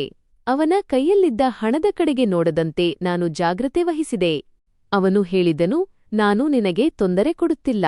ನಾನು ನಿನ್ನ ಅಸಹಾಯಕತೆಯನ್ನು ಅರ್ಥಮಾಡಿಕೊಂಡಿದ್ದೇನೆ. 2 ವರ್ಷದ ಡಬಲ್ ಸಂಬಳದಿಂದ ನಿನ್ನ ಮನೆಯ ಎಲ್ಲಾ ಸಮಸ್ಯೆಗಳು ಬಗೆಹರಿಯುತ್ತವೆ. ನೀನು ನಿನ್ನ ತಂಗಿಯರ ಮದುವೆ ಮಾಡಬಹುದು, ನಿನ್ನ ತಂದೆಯ ಚಿಕಿತ್ಸೆಯನ್ನು ಕೊಡಿಸಬಹುದು. ಅವನ ಮಾತುಗಳು ನನಗೆ ವಿಚಿತ್ರವಾಗಿ ಅನಿಸಿದವು. ಅವನಿಗೆ ನನ್ನ ಬಗ್ಗೆ ಹೇಗೆ ತಿಳಿಯಿತು? ನನ್ನೊಂದಿಗೆ ಏನಾದರೂ ತಪ್ಪು ನಡೆದು ಹೋಗುತ್ತದೆಯೇ ಎಂದು ನಾನು ಯೋಚಿಸತೊಡಗಿದೆ. ನಾನು ಒಬ್ಬ ಬಡ ಯುವತಿಯಾಗಿದ್ದೆ ಮತ್ತು ಹಣದ ಆಸೆ ಮನುಷ್ಯನನ್ನು ಕುರುಡನನ್ನಾಗಿ ಮಾಡುತ್ತದೆ. ಆದರೆ ಅವನು ನನ್ನ ದೌರ್ಬಲ್ಯದ ಮೇಲೆ ದಾಳಿ ಮಾಡುತ್ತಿದ್ದ. ನಾನು ಕೇಳಿದೆ, ನಿಮಗೆ ನನ್ನಲ್ಲಿ ಅಂತಹ ವಿಶೇಷವೇನು ಕಂಡಿತು? ನನಗೆ ಇಷ್ಟು ದೊಡ್ಡ ಆಫರ್ ನೀಡಲು ಮತ್ತು ನನ್ನ ಕೌಟುಂಬಿಕ ಸಮಸ್ಯೆಗಳ ಬಗ್ಗೆ ನಿಮಗೆ ಹೇಗೆ ತಿಳಿಯಿತು? ನನ್ನ ಧ್ವನಿಯಲ್ಲಿ ಸಂಶಯ ಮತ್ತು ಕೋಪ ಸ್ಪಷ್ಟವಾಗಿ ಎದ್ದು ಕಾಣುತ್ತಿತ್ತು. ಅವನು ಹೇಳಿದನು, ಕೇವಲ ಒಬ್ಬ ಭಾರತೀಯನಾಗಿ ನಾನು ನಿನಗೆ ಸಹಾಯ ಮಾಡಬಲ್ಲೆ. ಈ ಲಂಡನ್ನಲ್ಲಿ ನಿನ್ನಂತಹ ಮುಗ್ಧ ಹುಡುಗಿಯರು ಯಾವುದೇ ಗುರುತಿನ ಚೀಟಿ ಇಲ್ಲದೆ ಇರುವುದು ಸುರಕ್ಷಿತವಲ್ಲ ಎಂಬುದು ನಿನಗೆ ತಿಳಿದಿಲ್ಲ. ನಾನು ಕೂಡ ಇಂಡಿಯಾದವನೇ. ಹಾಗಾಗಿ ಎಲ್ಲವನ್ನೂ ಚೆನ್ನಾಗಿ ಬಲ್ಲೆ. ನನಗೆ ನಿನ್ನ ಸಭ್ಯತೆ ಇಷ್ಟವಾಯಿತು ಅಷ್ಟೇ, ಬೇರೇನೂ ಇಲ್ಲ. ನಾನು ಇಲ್ಲಿನ ಮ್ಯಾನೇಜರ್ ಮತ್ತು ಸಿಬ್ಬಂದಿಯಿಂದ ನಿನ್ನ ಬಗ್ಗೆ ಕೇಳಿದ್ದೇನೆ. ಅವರಿಂದಲೇ ನಿನ್ನ ಎಲ್ಲಾ ಮಾಹಿತಿಯನ್ನು ಪಡೆದುಕೊಂಡಿದ್ದೇನೆ. ನಾನು ಇಂದು ಕೊನೆಯ ಬಾರಿಗೆ ನಿನ್ನ ಬಳಿ ಬಂದಿದ್ದೇನೆ. ಇನ್ನು ಮುಂದೆ ಎಂದಿಗೂ ಬರುವುದಿಲ್ಲ. ಇದು ನಿನಗೆ ಇರುವ ಕೊನೆಯ ಅವಕಾಶ ಎಂದು ಯೋಚಿಸಿಕೋ. ಇಷ್ಟನ್ನು ಹೇಳಿ ಅವನು ಕಾರಿನ ಗಾಜನ್ನು ಏರಿಸಿ ಅಲ್ಲಿಂದ ಹೊರಟು ಹೋದನು ಮತ್ತು ನಾನು ರಸ್ತೆಯಲ್ಲಿ ಹಾಗೆಯೇ ನಿಂತುಬಿಟ್ಟೆ. ನಾನು ಆಳವಾದ ಯೋಚನೆಯಲ್ಲಿ ಮುಳುಗಿದೆ. ರಾತ್ರಿ ನಾನು ಈ ಮುಚ್ಚಿದ ಮಾಲ್ನ ತಣ್ಣನೆಯ ನೆಲದ ಮೇಲೆ ಮಲಗಿದ್ದೆ. ಸುತ್ತಲೂ ಕತ್ತಲೆಯೋ ಕತ್ತಲೆ. ನಾನು ಯಾರನ್ನೂ ಭೇಟಿಯಾಗುವಂತಿರಲಿಲ್ಲ. ನಾನು ನನ್ನ ಜೀವನದ ಅತಿದೊಡ್ಡ ನಿರ್ಧಾರದ ನಡುವೆ ತೂಗಾಡುತ್ತಿದ್ದೆ. ಒಂದು ಕಡೆ ಆ ಅಪರಿಚಿತ ಭಾರತೀಯ ಮನುಷ್ಯ ಮತ್ತು ಅವನ ಆಫರ್ ಇತ್ತು. ಇನ್ನೊಂದು ಕಡೆ ನನ್ನ ಕುಟುಂಬದ ಗೌರವ ಮತ್ತು ತಂಗಿಯರ ಮದುವೆಯ ಹೊರೆಯಿತ್ತು. ನಾನು ಮಗ್ಗುಲು ಬದಲಿಸಿ ನನ್ನ ಮೊಬೈಲ್ ತೆಗೆದುಕೊಂಡೆ. ಅದರ ಸ್ಕ್ರೀನ್ ಮೇಲೆ ಅಮ್ಮನ ನಂಬರ್ ಹೊಳೆಯುತ್ತಿತ್ತು. ನಾನು ಆಳವಾದ ನಿಟ್ಟುಸಿರು ಬಿಟ್ಟು ಕಾಲ್ ಸ್ವೀಕರಿಸಿದೆ. ಮಗಳೇ, ನೀನು ಏನಾದರೂ ಯೋಚನೆ ಮಾಡಿದೆಯಾ? ಹುಡುಗನ ಕಡೆಯವರು ದಿನಾಂಕವನ್ನು ನಿಗದಿಪಡಿಸಿ ಹೋಗಿದ್ದಾರೆ. ನಾಳೆಯೊಳಗೆ ನಾವು ಅವರಿಗೆ ಅಂತಿಮ ದಿನಾಂಕವನ್ನು ನೀಡದಿದ್ದರೆ ಅವರು ಸಂಬಂಧವನ್ನು ಮುರಿದುಕೊಳ್ಳುತ್ತಾರೆ. ಅಮ್ಮನ ಧ್ವನಿಯಲ್ಲಿ ಒಂದು ರೀತಿಯ ನಡುಕ ಮತ್ತು ಭಯವಿತ್ತು. ಅದು ನನ್ನ ಹೃದಯವನ್ನು ಸೀಳಿಬಿಟ್ಟಿತು. ಅವರು ಫೋನ್ನಲ್ಲೇ ಬಿಕ್ಕಿ ಬಿಕ್ಕಿ ಅಳತೊಡಗಿದರು. ನಾನು ಹೇಳಿದೆ, ಅಮ್ಮ, ನಾನು ಹಣದ ವ್ಯವಸ್ಥೆ ಮಾಡುತ್ತಿದ್ದೇನೆ ಎಂದು ನಿಮಗೆ ಹೇಳಿದ್ದೆ ಅಲ್ವಾ? ನೀವು ಅವರಿಗೆ ಫೋನ್ ಮಾಡಿ ದಿನಾಂಕವನ್ನು ಖಚಿತಪಡಿಸಿ. ನನ್ನ ಧ್ವನಿಯಲ್ಲಿ ಅಮ್ಮನಿಗೆ ತೋರಿಸಲೆಂದೇ ಒಂದು ಸುಳ್ಳು ಧೈರ್ಯವಿತ್ತು. ಇಷ್ಟೊಂದು ಹಣ ನಿನ್ನ ಬಳಿ ಎಲ್ಲಿಂದ ಬರುತ್ತದೆ ಮಗಳೇ? ನಿನ್ನ ತಂದೆಯ ಸ್ಥಿತಿಯೂ ದಿನದಿಂದ ದಿನಕ್ಕೆ ಹದಗೆಡುತ್ತಿದೆ. ಔಷಧಿಯ ಖರ್ಚು ಬೇರೆ ಇದೆ. ನಾನಂತೂ ಸಂಪೂರ್ಣವಾಗಿ ಮುರಿದು ಹೋಗಿದ್ದೇನೆ. ಅಮ್ಮ ಬಿಕ್ಕಳಿಸುತ್ತಾ ತಮ್ಮ ಅಸಹಾಯಕತೆಯನ್ನು ವ್ಯಕ್ತಪಡಿಸಿದರು. ನಾನು ಹೇಳಿದೆ, ಅಮ್ಮ, ನಾನು ಒಂದು ಕಡೆ ಮಾತನಾಡಿದ್ದೇನೆ. ನನಗೆ ನಾಳೆಯೇ ಅಡ್ವಾನ್ಸ್ ಸಿಗುತ್ತದೆ. ನೀವು ಚಿಂತೆ ಮಾಡಬೇಡಿ. ನಾನು ನಾಳೆ ಸಂಜೆಯೊಳಗೆ ನಿಮಗೆ ಹಣ ಕಳುಹಿಸುತ್ತೇನೆ. ನಾನು ಅಮ್ಮನಿಗೆ ಭರವಸೆ ನೀಡಿ ಫೋನ್ ಕಟ್ ಮಾಡಿದೆ. ನನ್ನ ಹೃದಯ ವೇಗವಾಗಿ ಬಡಿದುಕೊಳ್ಳುತ್ತಿತ್ತು. ಹಣದ ಆಸೆ ಮತ್ತು ನನ್ನ ಅಸಹಾಯಕತೆಯ ಮುಂದೆ ನಾನು ಶರಣಾಗಿದ್ದೆ. ನಾನು ಆ ಮನುಷ್ಯನ ಆಫರನ್ನು ಒಪ್ಪಿಕೊಳ್ಳಲೇಬೇಕಿತ್ತು. ಮರುದಿನ ಮಾಲ್ನಲ್ಲಿ ಕೆಲಸ ಮಾಡುವಾಗ ನನ್ನ ಗಮನ ಪದೇ ಪದೇ ಅಲೆದಾಡುತ್ತಿತ್ತು. ನಾನು ಮತ್ತೆ ಮತ್ತೆ ಮಾಲ್ನಿಂದ ಹೊರಗೆ ಬಂದು ಆ ಮನುಷ್ಯನಿಗಾಗಿ ಹುಡುಕುತ್ತಿದ್ದೆ. ಸ್ವಲ್ಪ ಹೊತ್ತಿನಲ್ಲೇ ಅವನು ತನ್ನ ಕಪ್ಪು ಕಾರಿನೊಂದಿಗೆ ಅಲ್ಲಿಂದ ಹಾದು ಹೋಗುತ್ತಿದ್ದನು. ನಾನು ಅವನನ್ನು ತಡೆದೆ. ಅವನು ಕಾರಿನ ಗಾಜನ್ನು ಕೆಳಗಿಳಿಸಿದಾಗ ನಾನು ಹೇಳಿದೆ, ನಾನು ನಿಮ್ಮ ಆಫರ್ ಸ್ವೀಕರಿಸಲು ಸಿದ್ಧಳಿದ್ದೇನೆ. ನನಗೆ ನಿಮ್ಮ ಎಲ್ಲಾ ಷರತ್ತುಗಳು ಮಂಜೂರಾಗಿವೆ. ನಾನು ಮಾತನ್ನು ತಿರುಗಿಸದೆ ನೇರವಾಗಿ ವಿಷಯಕ್ಕೆ ಬಂದೆ. ಅವನು ಹೇಳಿದನು, ನೀನು ಒಪ್ಪಿಕೊಳ್ಳುತ್ತೀಯಾ ಎಂದು ನನಗೆ ತಿಳಿದಿತ್ತು. ನೀನು ಒಬ್ಬ ಬುದ್ಧಿವಂತ ಹುಡುಗಿ ಮತ್ತು ಬುದ್ಧಿವಂತರು ಇಂತಹ ಒಳ್ಳೆಯ ಅವಕಾಶವನ್ನು ಎಂದಿಗೂ ಕೈಬಿಡುವುದಿಲ್ಲ. ಕಾರಿನಲ್ಲಿ ಕುಳಿತಿದ್ದ ಆ ವ್ಯಕ್ತಿಯ ಮುಖದಲ್ಲಿ ಗೆಲುವಿನ ನಗು ಮೂಡಿತು. ಅವನು ಹಿಂದಿನ ಬಾಗಿಲನ್ನು ತೆರೆದು ಇದರಲ್ಲಿ ಕುಳಿತುಕೋ ಎಂಬಂತೆ ಸನ್ನೆ ಮಾಡಿದನು. ಅವನ ಧ್ವನಿಯಲ್ಲಿ ಒಂದು ವಿಚಿತ್ರವಾದ ಸಮಾಧಾನವಿತ್ತು. ನಾನು ಹೇಳಿದೆ, ಮೊದಲು ನನಗೆ ಹೇಳಿ ನಾನು ಏನು ಮಾಡಬೇಕು? ನನ್ನ ಸಂಬಳದ ವಿಧಾನ ಹೇಗಿರುತ್ತದೆ? ಏಕೆಂದರೆ ನನ್ನ ಹೃದಯ ಇನ್ನೂ ಆತಂಕಗಳಿಗೆ ಬಲಿಯಾಗಿತ್ತು ಮತ್ತು ನಾನು ಯಾವುದೇ ಅಪಾಯದಿಂದ ಪಾರಾಗಲು ಬಯಸಿದ್ದೆ. ಅವನು ಹೇಳಿದನು, ನೀನು ಹೆದರುವ ಅಗತ್ಯವಿಲ್ಲ. ಇದು ತಗೋ, ನಿನ್ನ 2 ವರ್ಷದ ಅಡ್ವಾನ್ಸ್ ಡಬಲ್ ಸ್ಯಾಲರಿ, 2 ಪಟ್ಟು ಸಂಬಳ, ಮತ್ತು ನಾಳೆ ಬೆಳಿಗ್ಗೆ ನಿನ್ನ ಸಾಮಾನುಗಳನ್ನು ತೆಗೆದುಕೊಂಡು ಈ ವಿಳಾಸಕ್ಕೆ ಬಂದುಬಿಡು. ಅವನು ಒಂದು ಭಾರವಾದ ಲಕೋಟೆಯನ್ನು ನನ್ನ ಕಡೆಗೆ ಚಾಚಿದನು ಮತ್ತು ಅದರ ಜೊತೆಗೆ ಒಂದು ಕಾರ್ಡ್ ಕೂಡ ನೀಡಿದನು. ಅದರ ಮೇಲೆ ಒಂದು ವಿಳಾಸ ಬರೆಯಲಾಗಿತ್ತು. ನಾನು ನಡುಗುವ ಕೈಗಳಿಂದ ಆ ಲಕೋಟೆಯನ್ನು ಪಡೆದುಕೊಂಡೆ. ಇವು ಇಷ್ಟೊಂದು ಪೌಂಡ್ಗಳಾಗಿದ್ದವು ಎಂದರೆ ಇಷ್ಟೊಂದು ಹಣವನ್ನು ನಾನು ನನ್ನ ಇಡೀ ಜೀವನದಲ್ಲಿ ಒಟ್ಟಿಗೆ ನೋಡಿಯೇ ಇರಲಿಲ್ಲ. ನಾನು ಹೇಳಿದೆ, ಸರ್, ನಾನು ನಾಳೆ ಬೆಳಗ್ಗೆ 6 ಗಂಟೆಯೊಳಗೆ ನಿಮ್ಮ ಮನೆಗೆ ತಲುಪುತ್ತೇನೆ. ನಾನು ಆ ಹಣವನ್ನು ನನ್ನ ಬಳಿ ಇಟ್ಟುಕೊಂಡೆ. ನನ್ನ ಕಣ್ಣುಗಳಲ್ಲಿ ಒಂದು ವಿಚಿತ್ರವಾದ ಹೊಳಪಿತ್ತು. ಈ ಹಣವು ನನ್ನ ಎಲ್ಲಾ ಭಯಗಳನ್ನು ಹೋಗಲಾಡಿಸಿತ್ತು. ಆ ರಾತ್ರಿ ನಾನು ಹಣವನ್ನು ವಿನಿಮಯ ಮನಿ ಎಕ್ಸ್ಚೇಂಜ್ ಮಾಡಿಕೊಂಡೆ ಮತ್ತು ಎಲ್ಲಾ ಮೊತ್ತವನ್ನು ಭಾರತದಲ್ಲಿರುವ ನನ್ನ ತಾಯಿಯ ಖಾತೆಗೆ ವರ್ಗಾಯಿಸಿದೆ. ಹಣ ಕಳುಹಿಸಿದ ತಕ್ಷಣ ನನ್ನ ಹೆಗಲ ಮೇಲಿದ್ದ ದೊಡ್ಡ ಬೆಟ್ಟವೇ ಸರಿದಂತಾಯಿತು. ನಾನು ಅಮ್ಮನಿಗೆ ಫೋನ್ ಮಾಡಿ ಈ ಸಿಹಿ ಸುದ್ದಿಯನ್ನು ತಿಳಿಸಿದಾಗ ಅವರು ಸಂತೋಷದಿಂದ ಅಳತೊಡಗಿದರು ಮತ್ತು ನನಗೆ ಸಾಲು ಸಾಲು ಆಶೀರ್ವಾದಗಳನ್ನು ನೀಡಿದರು. ಮರುದಿನ ಬೆಳಿಗ್ಗೆ ನಾನು ನನ್ನ ಸಾಮಾನುಗಳನ್ನು ತೆಗೆದುಕೊಂಡು ಮ್ಯಾನೇಜರ್ ಬಳಿ ಹೋದೆ. ಸರ್, ನಾನು ಇಂದಿನಿಂದ ಇಲ್ಲಿ ಕೆಲಸ ಮಾಡಲು ಸಾಧ್ಯವಿಲ್ಲ. ದಯವಿಟ್ಟು ನನ್ನ ಹಿಸಾಬು, ಲೆಕ್ಕಾಚಾರ ಮುಗಿಸಿಬಿಡಿ. ನಾನು ಈ ಕೆಲಸವನ್ನು ಬಿಡುತ್ತಿದ್ದೇನೆ. ನಾನು ಮ್ಯಾನೇಜರ್ ಟೇಬಲ್ ಮುಂದೆ ನಿಂತು ಕಠಿಣವಾಗಿ ಹೇಳಿದೆ. ಅವರು ಕೇಳಿದರು, ಪ್ರಿಯಾಂಕಾ, ನಿನಗೆ ಏನಾಗಿದೆ? ನಿನಗೆ ಇಲ್ಲಿ ಎಲ್ಲಾ ಸೌಲಭ್ಯಗಳನ್ನು ನೀಡಲಾಗುತ್ತಿತ್ತು. ಹಾಗಿರುವಾಗ ನೀನು ಇದ್ದಕ್ಕಿದ್ದಂತೆ ಕೆಲಸವನ್ನು ಹೇಗೆ ಬಿಡಲು ಸಾಧ್ಯ? ಇಲ್ಲಿಂದ ನಿನಗೆ ಇನ್ನೂ ₹1 ಕೂಡ ಸಿಗುವುದಿಲ್ಲ. ಹೊರಟು ಹೋಗು. ಅವರ ಮುಖ ಕೆಂಪಾಗಿತ್ತು. ಅವರು ಟೇಬಲ್ ಮೇಲೆ ಜೋರಾಗಿ ಕೈಕುಟ್ಟಿದರು. ನಾನು ಹೇಳಿದೆ, ನನ್ನ ಹಿಂದಿನ ಹಣವನ್ನು ನೀವೇ ಇಟ್ಟುಕೊಳ್ಳಿ. ನನಗೆ ಅವುಗಳ ಅಗತ್ಯವಿಲ್ಲ. ನಾನು ಹೋಗುತ್ತಿದ್ದೇನೆ. ನಾನು ಅಲ್ಲಿಂದ ಹೊರಬಂದೆ. ಇಂದು ನಾನು ಯಾರ ಬೆದರಿಕೆಗೂ ಹೆದರುವವಳಾಗಿರಲಿಲ್ಲ, ಏಕೆಂದರೆ ನನ್ನ ಜೇಬು ಭಾರವಾಗಿತ್ತು ಮತ್ತು ಭವಿಷ್ಯವು ಸುರಕ್ಷಿತವಾಗಿ ಕಾಣುತ್ತಿತ್ತು. ನಾನು ಟ್ಯಾಕ್ಸಿ ಪಡೆದು ಆ ಕಾರ್ಡ್ ಮೇಲೆ ಬರೆದಿದ್ದ ವಿಳಾಸಕ್ಕೆ ತಲುಪಿದೆ. ಅದು ಲಂಡನ್ನ ಶಾಂತ ಪ್ರದೇಶವೊಂದರಲ್ಲಿದ್ದ ಒಂದು ಭವ್ಯವಾದ ವಿಲ್ಲಾ ಆಗಿತ್ತು. ನಾನು ಹಿಂಜರಿಯುತ್ತಾ ಬಾಗಿಲಿನ ಗಂಟೆ ಬಾರಿಸಿದೆ. ಸ್ವಲ್ಪ ಸಮಯದ ನಂತರ ಒಬ್ಬ ಕೆಲಸಗಾರ ಬಾಗಿಲು ತೆರೆದು ನನ್ನನ್ನು ಒಳಗಡೆ ಕರೆದೊಯ್ದನು. ಇದೇ ನಿನ್ನ ಕ್ವಾರ್ಟರ್. ಇಂದಿನಿಂದ ನೀನು ಇಲ್ಲೇ ಇರಬೇಕು. ಇಲ್ಲಿ ನೀನು ಕೇವಲ ರಾತ್ರಿಯ ಅಡುಗೆ ಮಾಡಬೇಕು. ಅದೂ ಕೂಡ ಇಂಡಿಯನ್ ಫುಡ್, ಭಾರತೀಯ ಆಹಾರ. ಬಾಕಿ ಸಮಯ ನೀನು ಸ್ವತಂತ್ರಳಾಗಿರುತ್ತೀಯ. ಆ ವ್ಯಕ್ತಿ ವಿಲ್ಲಾದ ಹಿಂಭಾಗದಲ್ಲಿದ್ದ ಭವ್ಯವಾದ ಕ್ವಾರ್ಟರ್ನ ಬಾಗಿಲು ತೆರೆಯುತ್ತಾ ನನ್ನ ಹತ್ತಿರ ಹೇಳಿದನು. ನಾನು ಹೇಳಿದೆ, ಸರಿ ಸರ್, ನನಗೆ ಅರ್ಥವಾಯಿತು. ನಾನು ಸಂಜೆ ಅಡುಗೆ ಮನೆಗೆ ತಲುಪುತ್ತೇನೆ ಮತ್ತು ನಿಮಗೆ ದೂರು ನೀಡಲು ಯಾವುದೇ ಅವಕಾಶ ಕೊಡುವುದಿಲ್ಲ. ನಾನು ಕ್ವಾರ್ಟರ್ ಅನ್ನು ಸ್ವಚ್ಛಗೊಳಿಸಿದೆ. ಇಲ್ಲಿ ನಾನು ಉಚಿತವಾಗಿ ಇರಬಹುದಿತ್ತು. ಸಂಜೆಯ ಸಮಯದಲ್ಲಿ ನಾನು ವಿಲ್ಲಾದ ಅಡುಗೆ ಮನೆಗೆ ಪ್ರವೇಶಿಸಿದೆ. ಅಷ್ಟು ದೊಡ್ಡ ಅಡುಗೆ ಮನೆಯನ್ನು ನೋಡಿ ನಾನು ಬೆರಗಾದೆ. ಯಾವ ವಸ್ತು ಎಲ್ಲಿ ಇಟ್ಟಿದ್ದಾರೆ ಎಂಬುದು ನನಗೆ ಅರ್ಥವೇ ಆಗುತ್ತಿರಲಿಲ್ಲ. ನಾನು ಬೇಗಬೇಗನೆ ಎಲ್ಲಾ ಸಾಮಾನುಗಳನ್ನು ತೆಗೆದು ಅಡುಗೆ ಮಾಡಲು ಶುರುಮಾಡಿದೆ. ಊಟವನ್ನು ಡೈನಿಂಗ್ ಟೇಬಲ್ ಮೇಲೆ ಇರಿಸಿದ ನಂತರ ನಾನು ನನ್ನ ಕ್ವಾರ್ಟರ್ಗೆ ಹಿಂತಿರುಗಿದೆ. ನನಗೆ ಕಟ್ಟುನಿಟ್ಟಾಗಿ ಹೇಳಲಾಗಿತ್ತು ಏನೆಂದರೆ, ನನಗೆ ಸರ್ ಅವರ ಕೋಣೆಗೆ ಹೋಗಲು ಅನುಮತಿಯಿಲ್ಲ ಮತ್ತು ಅನಗತ್ಯವಾಗಿ ವಿಲ್ಲಾದ ಒಳಗಡೆ ತಿರುಗಾಡುವಂತಿಲ್ಲ ಎಂದು. ಮರುದಿನ ಬೆಳಿಗ್ಗೆ ನಾನು ನೀರು ಕುಡಿಯಲು ಕ್ವಾರ್ಟರ್ನಿಂದ ಹೊರಬಂದಾಗ ನನ್ನ ಕಣ್ಣು ಹಾಲ್ನ ಲೌಂಜ್ ಕಿಟಕಿಯ ಮೇಲೆ ಬಿತ್ತು. ಆ ವ್ಯಕ್ತಿ ಭಾರತೀಯ ಸಂಸ್ಕೃತಿಯ ಪ್ರಕಾರ ಪ್ರಾರ್ಥನೆ ಮಾಡುತ್ತಿದ್ದನು. ಇಲ್ಲಿಗೆ ಬಂದ ಮೇಲೆ ನನಗೆ ತಿಳಿಯಿತು ಅವನ ಹೆಸರು ಆಕಾಶ್ ಮಲ್ಹೋತ್ರಾ ಎಂದು. ಅವನು ಏಕೋ ಏನೋ ಬಹಳ ಕೆಟ್ಟದಾಗಿ ಅಳುತ್ತಿದ್ದನು. ಅವನ ಬಿಕ್ಕಳಿಕೆ ನನಗೆ ಹೊರಗಿನವರೆಗೂ ಕೇಳಿಸುತ್ತಿತ್ತು. ನಾನು ಅಲ್ಲೇ ನಿಂತು ಆಲೋಚಿಸತೊಡಗಿದೆ, ಈ ಮನುಷ್ಯ ಎಷ್ಟು ಸಂಸ್ಕಾರಿ ಎಂದು. ನಾನು ಅವನಲ್ಲಿ ಒಂದು ವಿಷಯವನ್ನು ಗಮನಿಸಿದ್ದೆ. ಅದೇನೆಂದರೆ ಅವನು ಯಾವಾಗಲೂ ನನ್ನೊಂದಿಗೆ ಬಹಳ ಮೃದುವಾಗಿ ಮತ್ತು ಗೌರವದಿಂದ ಮಾತನಾಡುತ್ತಿದ್ದನು. ಅವನು ಎಂದಿಗೂ ನನ್ನನ್ನು ಕಣ್ಣೆತ್ತಿ ಸರಿಯಾಗಿ ನೋಡಿಯೂ ಇರಲಿಲ್ಲ. ಇಷ್ಟು ದೊಡ್ಡ ಮನೆಯಲ್ಲಿ ಒಬ್ಬಂಟಿಯಾಗಿ ವಾಸಿಸುವ ವ್ಯಕ್ತಿ ಇಷ್ಟು ಸಂಸ್ಕಾರಿಯಾಗಿರಲು ಸಾಧ್ಯವೇ ಎಂದು ನನಗೆ ತುಂಬಾ ಆಶ್ಚರ್ಯವಾಯಿತು. ನಾನು ಮೌನವಾಗಿ ನೀರು ಕುಡಿದು ಮತ್ತೆ ನನ್ನ ಕೋಣೆಗೆ ಬಂದೆ. ಬೆಳಗ್ಗೆ 8 ಗಂಟೆಗೆ ನಾನು ಅಡುಗೆ ಮನೆಗೆ ಹೋದೆ, ಇದರಿಂದ ಸರ್ ಅವರಿಗಾಗಿ ಉಪಾಹಾರ, ಬ್ರೇಕ್ಫಾಸ್ಟ್ ಸಿದ್ಧಪಡಿಸಬಹುದು ಎಂದು. ಆದರೆ ಅಲ್ಲಿ ಬೇರೊಬ್ಬ ಕೆಲಸಗಾರ್ತಿ ಉಪಾಹಾರ ತಯಾರಿಸುತ್ತಿದ್ದಳು. ಅವರು ಹೇಳಿದ್ದು ಸರಿಯಾಗಿತ್ತು. ಅವರು ತಮ್ಮ ಮನೆಯಲ್ಲಿ ಎಲ್ಲಾ ಭಾರತೀಯರಿಗೆ ಕೆಲಸ ನೀಡಿದ್ದರು. ನಾನು ಕೇಳಿದೆ, ಆದರೆ ಸರ್ ಅವರಿಗಾಗಿ ಉಪಾಹಾರ ನಾನೇ ತಯಾರಿಸಬೇಕಿತ್ತು. ನೀನು ಯಾಕೆ ಮಾಡುತ್ತಿದ್ದೀಯಾ? ಆ ಕೆಲಸಗಾರ್ತಿ ಏನಾದರೂ ಹೇಳುವ ಮೊದಲೇ ಬಾಗಿಲಲ್ಲಿ ನಿಂತಿದ್ದ ಸರ್ ಹಿಂದಿನಿಂದ ಬಂದು ಹೇಳಿದರು, ಪ್ರಿಯಾಂಕಾ, ನೀನು ರಾತ್ರಿಯ ಅಡುಗೆ ಮಾಡಿ ಬಹಳ ದಣಿದಿರುತ್ತೀಯಾ?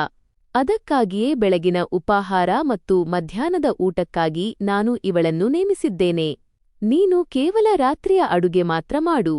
ಆಕಾಶ್ ಸರ್ ಅವರ ಧ್ವನಿಯಲ್ಲಿ ಒಂದು ವಿಚಿತ್ರವಾದ ಆತ್ಮೀಯತೆ ಇತ್ತು. ನಾನು ಹೇಳಿದೆ, ಆದರೆ ಸರ್, ನೀವು ನನಗೆ ದೊಡ್ಡ ಮೊತ್ತದ ಸಂಬಳ ನೀಡುತ್ತಿದ್ದೀರಿ. ಎಲ್ಲಾ ಕೆಲಸವನ್ನು ಇವರೇ ಮಾಡಿದರೆ ನಂತರ ನಾನು ಏನು ಮಾಡಲಿ? ನಾನು ಗೊಂದಲ ಮತ್ತು ಮುಜುಗರಕ್ಕೆ ಒಳಗಾಗಿ ಹೇಳಿದೆ, ನನಗೆ ಸುಮ್ಮನೆ ಕುಳಿತು ತಿನ್ನುವುದು, ಮುಫತ್ರೊಟ್ಟಿ ಮುರಿಯುವುದು ಸ್ವಲ್ಪವೂ ಇಷ್ಟವಿಲ್ಲ. ಅವರ ವರ್ತನೆ ನನ್ನ ತಿಳುವಳಿಕೆಗೆ ಮೀರಿದ್ದಾಗಿತ್ತು. ಅವರು ಹೇಳಿದರು, ನಾನು ನಿನ್ನನ್ನು ಇಲ್ಲಿ ರಾತ್ರಿಯ ಊಟಕ್ಕಾಗಿ ಇಟ್ಟುಕೊಂಡಿದ್ದೇನೆ. ನೀನು ನಿನ್ನೆ ರಾತ್ರಿ ಮಾಡಿದ ಅಡುಗೆ ತುಂಬಾ ರುಚಿಕರವಾಗಿತ್ತು, ಡೆಲಿಷಸ್. ಅದು ನನಗೆ ಇಷ್ಟವಾಯಿತು. ಅಷ್ಟೇ, ನೀನು ನಿನ್ನ ಕೆಲಸ ಮಾಡು. ಉಳಿದಂತೆ ಯಾರೊಂದಿಗೂ ವಾದ ಮಾಡಬೇಡ. ಅವರು ಕಟ್ಟುನಿಟ್ಟಾಗಿ ಮಾತನ್ನು ಮುಗಿಸಿ ಅಡುಗೆ ಮನೆಯಿಂದ ಹೊರಟು ಹೋದರು. ನಾನು ಅವರು ಹೋಗುವುದನ್ನೇ ನೋಡುತ್ತಾ ನಿಂತಿದ್ದೆ. ದಿನಗಳು ಉರುಳಿದವು. ನನ್ನ ಜೀವನ ಒಂದು ನೆಮ್ಮದಿಯ ದಿನಚರಿಗೆ ಒಗ್ಗಿಕೊಂಡಿತ್ತು. ನಾನು ಕೇವಲ ರಾತ್ರಿ ಮಾತ್ರ ಅಡುಗೆ ಮಾಡುತ್ತಿದ್ದೆ. ಹಗಲಿನಲ್ಲಿ ಸ್ವಲ್ಪ ಧೂಳು ಒರೆಸುವ ಕೆಲಸ, ಡಸ್ಟಿಂಗ್ ಮಾಡುತ್ತಿದ್ದೆ ಮತ್ತು ಊಟವನ್ನು ಡೈನಿಂಗ್ ಟೇಬಲ್ ಮೇಲೆ ಜೋಡಿಸುತ್ತಿದ್ದೆ. ನಂತರ ನಾನು ನನ್ನ ಕ್ವಾರ್ಟರ್ಸ್ಗೆ ಮರಳುತ್ತಿದ್ದೆ. ಒಂದು ಸಂಜೆ ನಾನು ಅಡುಗೆ ಮನೆಯಲ್ಲಿ ತರಕಾರಿಗಳನ್ನು ಹೆಚ್ಚುತ್ತಿದ್ದಾಗ ಸರ್ ಒಳಗೆ ಬಂದರು. ಅವರ ಕೈಯಲ್ಲಿ ಶಾಪಿಂಗ್ ಬ್ಯಾಗ್ಗಳಿದ್ದವು. ಇದು ನಿನಗಾಗಿ ಪ್ರಿಯಾಂಕಾ. ಇವುಗಳನ್ನು ಧರಿಸಿ ನೋಡು. ಅಳತೆಯಲ್ಲಿ ಏನಾದರೂ ತೊಂದರೆ ಇದ್ದರೆ ನಾನು ಬದಲಾಯಿಸಿಕೊಡುತ್ತೇನೆ. ಅವರು ಬ್ಯಾಗ್ಗಳನ್ನು ಕೌಂಟರ್ ಮೇಲೆ ಇಟ್ಟು ನನ್ನ ಕಡೆ ನೋಡುತ್ತಾ ಹೇಳಿದರು. ಅವರ ಕಣ್ಣುಗಳಲ್ಲಿ ಒಂದು ವಿಚಿತ್ರವಾದ ಗೌರವವಿತ್ತು. ಸರ್, ಇದೇನು? ನನಗೆ ಈ ಬಟ್ಟೆಗಳ ಅಗತ್ಯವಿಲ್ಲ. ನನ್ನ ಹತ್ತಿರ ಧರಿಸಲು ಸಾಕಷ್ಟು ಬಟ್ಟೆಗಳಿವೆ. ನೀವು ನನ್ನ ಮೇಲೆ ಇಷ್ಟೊಂದು ಖರ್ಚು ಮಾಡುತ್ತಿರುವುದು ಏಕೆ? ನಾನು ಆಶ್ಚರ್ಯ ಮತ್ತು ಹಿಂಜರಿಕೆಯಿಂದ ಆ ಬೆಲೆಬಾಳುವ ಬ್ರಾಂಡೆಡ್ ಬಟ್ಟೆಗಳನ್ನು ನೋಡಿ ನೇರವಾಗಿ ನಿರಾಕರಿಸಿದೆ. ಅವರ ಈ ಔದಾರ್ಯ ನನಗೆ ವಿಚಿತ್ರವೆನಿಸುತ್ತಿತ್ತು. ಅವರು ಹೇಳಿದರು, ನೀನು ನನ್ನ ಮನೆಯ ಸದಸ್ಯೆ. ನಾನು ನನ್ನ ಮನೆಯ ಪ್ರತಿಯೊಬ್ಬರನ್ನೂ ಇದೇ ರೀತಿ ಕಾಳಜಿಯಿಂದ ನೋಡಿಕೊಳ್ಳುತ್ತೇನೆ. ಈ ಬಟ್ಟೆಗಳನ್ನು ನೀನು ಧರಿಸಲೇಬೇಕು. ನಾನು ಯಾವುದೇ ನಿರಾಕರಣೆಯನ್ನು ಕೇಳುವುದಿಲ್ಲ. ಅವರು ಆಜ್ಞಾಪಿಸಿ ಅಲ್ಲಿಂದ ಹೊರಟು ಹೋದರು. ನಾನು ಬ್ಯಾಗ್ಗಳನ್ನು ತೆರೆದು ಆ ಕೀಮತ್ತಿನ ಬಟ್ಟೆಗಳನ್ನು ನೋಡುತ್ತಾ ನಿಂತುಬಿಟ್ಟೆ. ಈಗಂತೂ ದಿನದಿಂದ ದಿನಕ್ಕೆ ಅವರ ಔದಾರ್ಯ ಹೆಚ್ಚಾಗುತ್ತಲೇ ಇತ್ತು. ಅವರು ಯಾವಾಗ ಮಾರುಕಟ್ಟೆಗೆ ಹೋದರೂ ನನಗಾಗಿ ಸಾಕಷ್ಟು ಬಟ್ಟೆಗಳನ್ನು ಮತ್ತು ಬಳಕೆಯ ವಸ್ತುಗಳನ್ನು ತರುತ್ತಿದ್ದರು. ಮನೆಯ ಯಾವುದೇ ಕೆಲಸವನ್ನು ನನಗೆ ಮಾಡಲು ಬಿಡುತ್ತಿರಲಿಲ್ಲ. ಬದಲಾಗಿ ಉಳಿದ ಕೆಲಸಗಾರರಿಂದ ಕೆಲಸ ಮಾಡಿಸುತ್ತಿದ್ದರು. ನಾನು ಎಂದಾದರೂ ಅವರ ಮುಂದೆ ಮನೆಯನ್ನು ಸ್ವಚ್ಛಗೊಳಿಸಲು, ಡಸ್ಟಿಂಗ್ ಆರಂಭಿಸಿದರೆ ಅವರು ನನ್ನ ಕೈಯಿಂದ ಪೊರಕೆಯನ್ನು ಕಿತ್ತುಕೊಂಡು ಹೇಳುತ್ತಿದ್ದರು, ನೀನು ಇಷ್ಟೊಂದು ಕೆಲಸ ಮಾಡಲು ಇಲ್ಲಿಗೆ ಬಂದಿಲ್ಲ. ನೀನು ಕೇವಲ ಆರಾಮವಾಗಿ ಕುಳಿತುಕೋ ಮತ್ತು ಸಂಜೆಯ ಅಡುಗೆಯ ಪಟ್ಟಿಯ ಮೆನ್ಯೂ ಬಗ್ಗೆ ಯೋಚಿಸು. ನಾನು ಮುಜುಗರಕ್ಕೊಳಗಾಗಿ ನನ್ನ ಕ್ವಾರ್ಟರ್ಸ್ಗೆ ಬರುತ್ತಿದ್ದೆ. ಜೀವನ ಸುಗಮವಾಗಿ ಸಾಗುತ್ತಿದೆ ಎಂದು ನನಗೆ ಸಂತೋಷವಿತ್ತು. ಆದರೆ ಅವರ ಈ ಉಪಕಾರಗಳು, ಅವರ ಸಿಹಿಯಾದ ಮಾತುಗಳು ಮತ್ತು ಅವರು ಪ್ರತಿಕ್ಷಣವೂ ನನ್ನ ಬಗ್ಗೆ ತೋರುತ್ತಿದ್ದ ಈ ಕಾಳಜಿ, ಇವೆಲ್ಲವೂ ನನಗೆ ಇಷ್ಟವಾಗತೊಡಗಿದ್ದವು. ಆರಂಭದಲ್ಲಿ ಅವರ ಬಗ್ಗೆ ನನಗಿದ್ದ ಭಯ ಈಗ ಸಂಪೂರ್ಣವಾಗಿ ಮಾಯವಾಗಿತ್ತು. ಅವರು ಒಬ್ಬ ಸಭ್ಯ ಮತ್ತು ಗೌರವಾನ್ವಿತ ವ್ಯಕ್ತಿಯಾಗಿದ್ದರು. ಅವರ ಜೀವನ ಕೇವಲ ಸಂಸ್ಕಾರಗಳು ಮತ್ತು ದೈವಭಕ್ತಿಯಲ್ಲೇ ಕಳೆಯುತ್ತಿತ್ತು. ಒಂದು ಮಧ್ಯಾಹ್ನ ನಾನು ಹಾಲ್ನ ಲೌಂಜ್ ಬಾಗಿಲಲ್ಲಿ ನಿಂತು ಗೌರವದಿಂದ ಕೇಳಿದೆ, ಸರ್, ಇಂದು ಸಂಜೆಯ ಊಟಕ್ಕೆ ನೀವು ಏನನ್ನು ತಿನ್ನಲು ಇಷ್ಟಪಡುತ್ತೀರಿ? ಇಂದು ನಿಮಗಾಗಿ ಭಾರತೀಯ ಆಹಾರದಲ್ಲಿ ಏನಾದರೂ ಆಸಕ್ತಿದಾಯಕವಾದದ್ದನ್ನು ಮಾಡೋಣ ಎಂದುಕೊಂಡಿದ್ದೇನೆ. ಅವರು ಸೋಫಾದ ಮೇಲೆ ಕುಳಿತು ಲ್ಯಾಪ್ಟಾಪ್ನಲ್ಲಿ ತಮ್ಮ ಕೆಲಸದಲ್ಲಿ ನಿರತರಾಗಿದ್ದರು. ಅವರು ಹೇಳಿದರು, ನಿನ್ನ ಮನಸ್ಸಿಗೆ ಬಂದಿದ್ದನ್ನು ಮಾಡು ಪ್ರಿಯಾಂಕಾ. ನಿನ್ನ ಕೈಯಿಂದ ತಯಾರಿಸಿದ ಪ್ರತಿಯೊಂದು ಅಡುಗೆಯೂ ನನಗೆ ಇಷ್ಟವಾಗುತ್ತದೆ. ನೀನು ಬಹಳ ಕಷ್ಟಪಟ್ಟು ಅಡುಗೆ ಮಾಡುತ್ತೀಯಾ?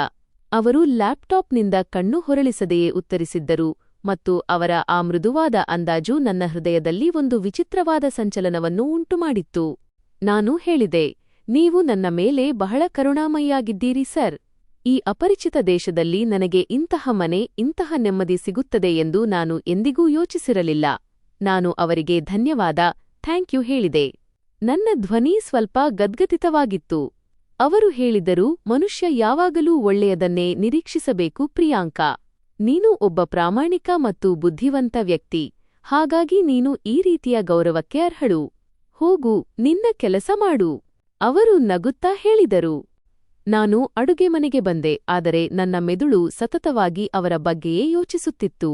ನನಗೆ ಅವರ ಮೇಲೆ ಪ್ರೀತಿಯಾಗುತ್ತಿದೆ ಎಂದು ನನಗೆ ಅನ್ನಿಸತೊಡಗಿತು.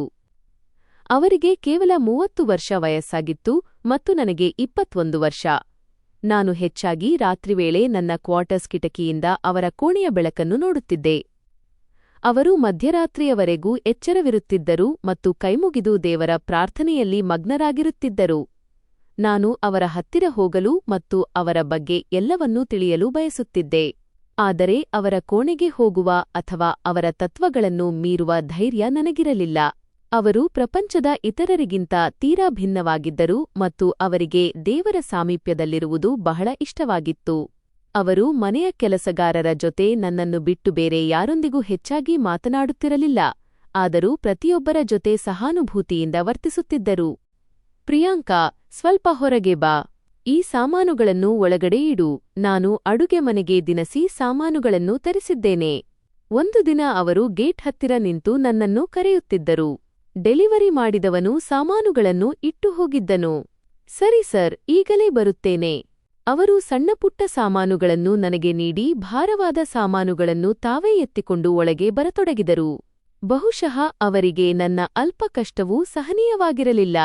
ನನ್ನ ಕಣ್ಣುಗಳು ಪದೇ ಪದೇ ಅವರ ಕಡೆಗೆ ನೋಡುತ್ತಿದ್ದವು. ಈ ವಿಲ್ಲಾದ ಮೌನ, ನನ್ನ ಮೇಲಿನ ಅವರ ಔದಾರ್ಯ, ಅವರ ಸಂಸ್ಕಾರಗಳು, ನನ್ನಲ್ಲಿ ಹೆಚ್ಚಾಗುತ್ತಿದ್ದ ಆಸಕ್ತಿ, ಇವೆಲ್ಲವೂ ಸೇರಿ ಒಂದು ವಿಚಿತ್ರವಾದ ಮಾಂತ್ರಿಕ ಲೋಕವನ್ನು ನಿರ್ಮಿಸುತ್ತಿದ್ದವು.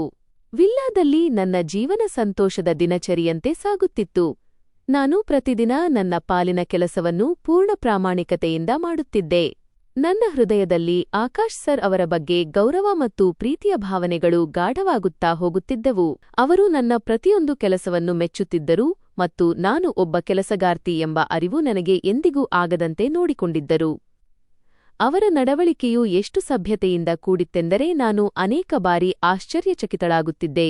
ಅವರು ಹೇಳಿದರು, ಪ್ರಿಯಾಂಕಾ, ಅಡುಗೆ ಮನೆಯಲ್ಲಿ ದಿನಸಿ ಸಾಮಾನುಗಳು ಕಡಿಮೆಯಾದಾಗ ನೀನು ಕೆಲಸಗಾರನಿಗೆ ತಿಳಿಸು, ಅವನು ತಂದುಕೊಡುತ್ತಾನೆ. ಮತ್ತು ಸ್ವಲ್ಪ ಹಣವನ್ನು ನನ್ನ ಕಡೆಗೆ ಚಾಚುತ್ತಾ ಹೇಳಿದರು, ಈ ಹಣವನ್ನು ಇಟ್ಟುಕೋ.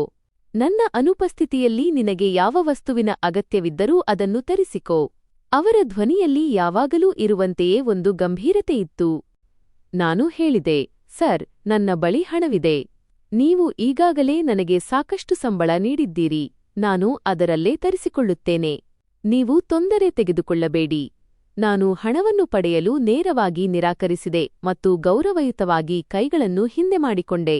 ಅವರ ಹಣದ ಮೇಲೆ ಕೈ ಹಾಕುವುದು ನನಗೆ ಸ್ವಲ್ಪವೂ ಇಷ್ಟವಿರಲಿಲ್ಲ. ಅವರು ಹೇಳಿದರು, ನಿನಗೆ ಏನು ಹೇಳಲಾಗಿದೆಯೋ ಅದನ್ನು ಮಾಡು. ಪ್ರಿಯಾಂಕಾ, ನಿನ್ನ ಸಂಬಳ ನಿನ್ನ ಮನೆಯವರಿಗಾಗಿ ಇದೆ. ಮನೆಯ ಖರ್ಚನ್ನು ನಾನೇ ಭರಿಸುತ್ತೇನೆ. ವಾದ ಮಾಡಬೇಡಿ. ಅವರು ಬಲವಂತವಾಗಿ ನನ್ನ ಕೈಯಲ್ಲಿ ಹಣವಿಟ್ಟರು ಮತ್ತು ಮಾರುಕಟ್ಟೆಗೆ ಹೋಗುವಂತೆ ಕಟ್ಟುನಿಟ್ಟಾಗಿ ಆಜ್ಞಾಪಿಸಿದರು. ಅವರ ಆಜ್ಞಾಪಿಸುವ ಅಂದಾಜಿನ ಮುಂದೆ ನನ್ನ ಆಟ ನಡೆಯಲಿಲ್ಲ ಮತ್ತು ನಾನು ಮಾರುಕಟ್ಟೆಗೆ ನನ್ನ ಇಷ್ಟದ ವಸ್ತುಗಳನ್ನು ತರಲು ಹೊರಟೆ. ನಾನು ಸಂಜೆಯ ಅಡುಗೆ ಮಾಡಲು ಅಡುಗೆ ಮನೆಗೆ ಬಂದ ತಕ್ಷಣ ಅವರು ಅಲ್ಲಿಗೆ ಬಂದರು. ಅವರು ಯಾವಾಗಲೂ ಇರುವಂತೆಯೇ ತಮ್ಮ ಸಭ್ಯ ಅಂದಾಜಿನಲ್ಲಿದ್ದರು.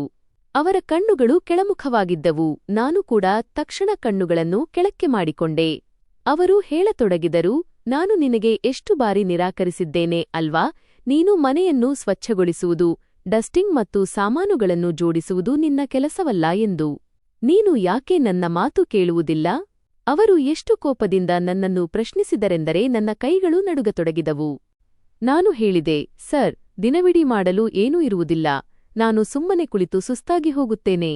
ನನಗೆ ಏನನ್ನಾದರೂ ಮಾಡಲು ಬಿಡಿ, ಇದು ನನ್ನ ಕರ್ತವ್ಯ. ಅವರು ಹೇಳಿದರು, ನಿನ್ನ ಕೆಲಸ ಕೇವಲ ರಾತ್ರಿಯ ಅಡುಗೆ ಮಾಡುವುದು ಮಾತ್ರ. ಮನೆಯ ಉಳಿದ ಕೆಲಸಗಳನ್ನು ಇತರ ಕೆಲಸಗಾರರು ಮಾಡುತ್ತಾರೆ. ನಿನಗೆ ಯಾವ ಕೆಲಸ ನೀಡಲಾಗಿದೆಯೋ ಅದನ್ನು ನೀನು ಮಾಡು ಮತ್ತು ಅವರ ಕೆಲಸವನ್ನು ಅವರು ಮಾಡುತ್ತಾರೆ.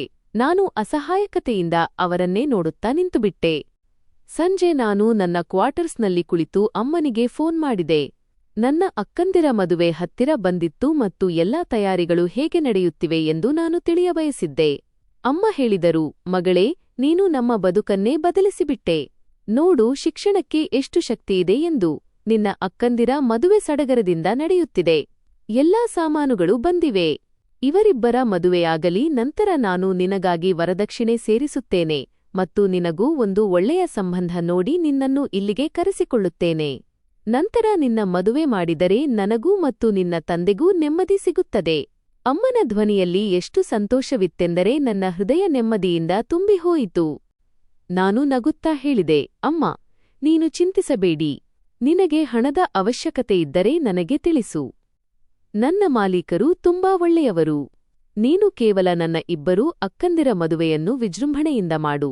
ನಾನು ಮಾತನಾಡುತ್ತಲೇ ಕ್ವಾರ್ಟರ್ಸ್ ಕಿಟಕಿಯಿಂದ ತೋಟದ ಕಡೆಗೆ ನೋಡತೊಡಗಿದೆ. ನನ್ನ ಹೃದಯ ಸಂತೋಷದಿಂದ ತುಂಬಿತ್ತು.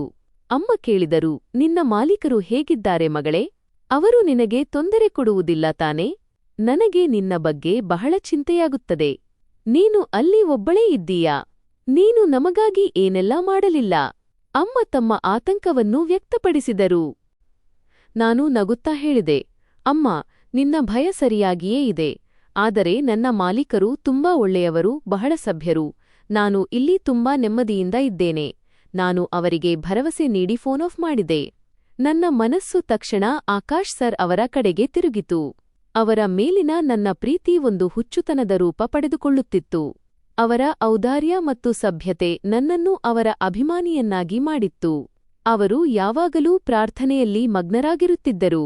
ಇಷ್ಟು ಶ್ರೀಮಂತ ಮತ್ತು ಸಭ್ಯ ವ್ಯಕ್ತಿಗೆ ಅಂತಹ ಯಾವ ದುಃಖವಿದೆ ಎಂದು ನಾನು ಯಾವಾಗಲೂ ಗೊಂದಲಕ್ಕೊಳಗಾಗುತ್ತಿದ್ದೆ. ರಾತ್ರಿಯ ಊಟವನ್ನು ಟೇಬಲ್ ಮೇಲೆ ಜೋಡಿಸುವಾಗ ನಾನು ಗಮನಿಸಿದೆ, ಅವರು ಮೌನವಾಗಿದ್ದರು. ಅವರು ಊಟದ ಕಡೆಗೆ ನೋಡಲೂ ಇಲ್ಲ. ನಾನು ಕೇಳಿದೆ, ಸರ್, ನಿಮ್ಮ ಆರೋಗ್ಯ ಚೆನ್ನಾಗಿದೆಯೇ?